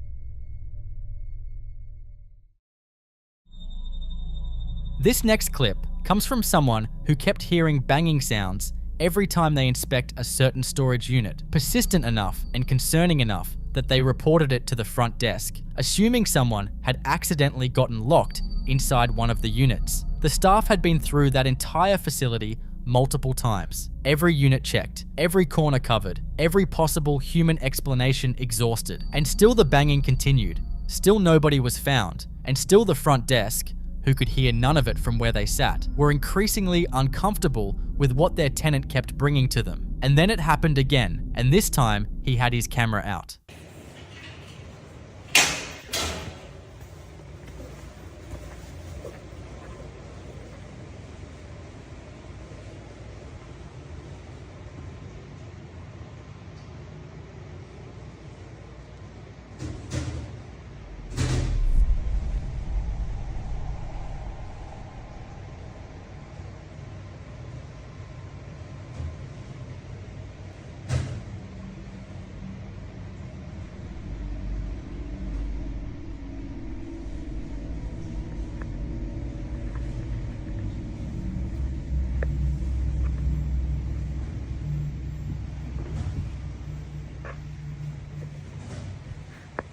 You see, storage facilities occupy a strange space in paranormal research that doesn't get discussed as often as it should. These are places where people bring the objects of their lives, furniture from homes where people lived and died, personal belongings from estates, items that carry decades of history and emotional weight packed into metal units and left in the dark for months or years at a time. The concentration of objects with that kind of accumulated history sitting undisturbed in a closed facility creates exactly the kind of environment that investigators describe as a pressure cooker.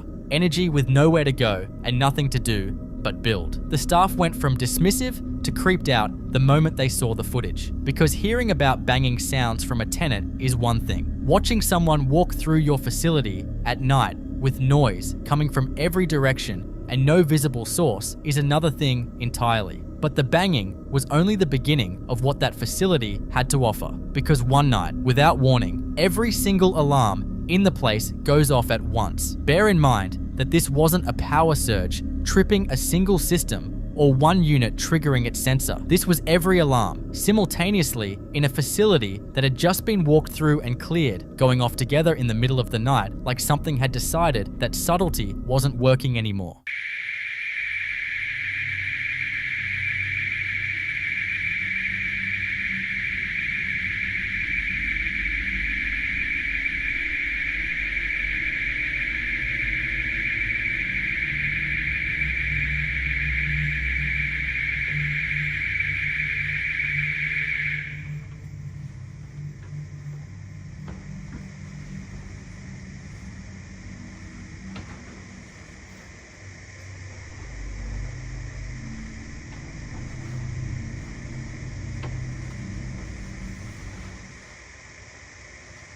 A presence that starts with banging on walls and graduates to triggering every alarm in a building is following a pattern that paranormal investigators recognize immediately: escalation. The banging was an announcement, and the alarms were a demonstration. Whatever is in that storage facility was making very clear that it understood the building it was occupying, that it knew which systems could be activated and how, and that it was capable of making itself impossible to ignore when it wanted to. Whatever it is, it's not stuck inside one of those units. It has the run of the whole place, and the staff that has to work there every day is only just beginning to understand that.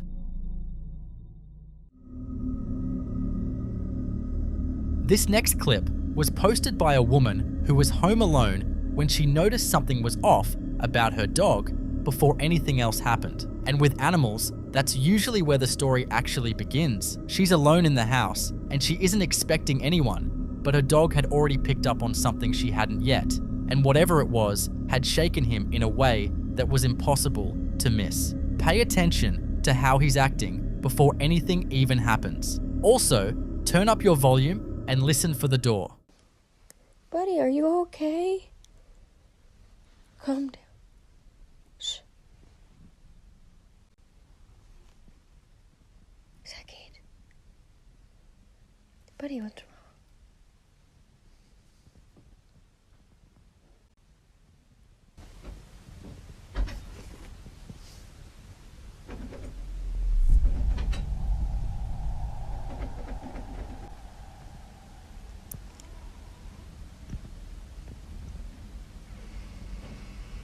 She stops recording and goes to check the door, and nobody is there. Home alone, door opened, and nothing on the other side of it to account for either the sound or the state her dog was already in before it happened.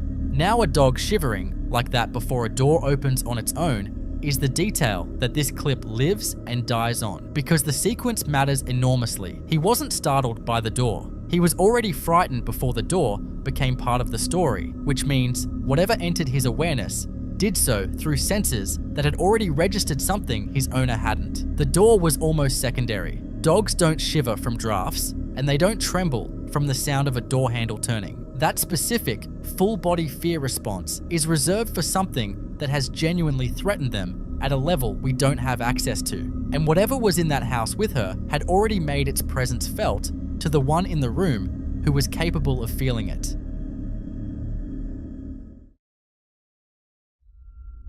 This next clip comes from Edward Saunders, and it's one that has been circulating since November 2013. Security camera footage that was set up deliberately because what was happening in that home had already escalated far beyond the point where anyone was looking for rational explanations. The camera wasn't installed out of curiosity, it was installed because the family needed to document what they were living with. The footage is from the kitchen. A young girl is standing in front of the washing machine and dryer, drinking some water, and then something in that kitchen decides it has waited long enough.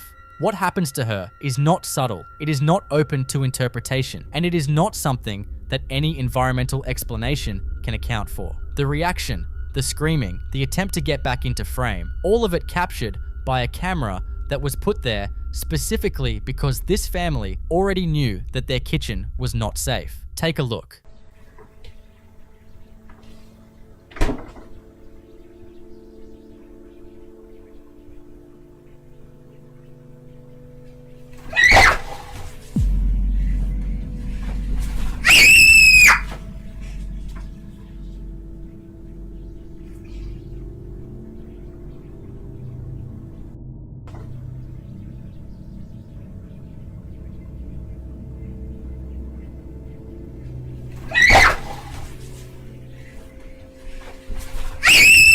The comments under this footage filled up almost immediately with people telling this family to leave. Not suggestions, but demands. Get the child out. Whatever is in that house has made physical contact with a child in a way that is aggressive, targeted, and deliberate. And no lease, no mortgage, no attachment to a home is worth staying for that. And that's not all that they've managed to capture. A drawer opening on its own in the same kitchen, in the same home, as if to make clear that what grabbed that little girl wasn't a one-time event, but a demonstration of something that moves freely through that space and interacts with it whenever it chooses.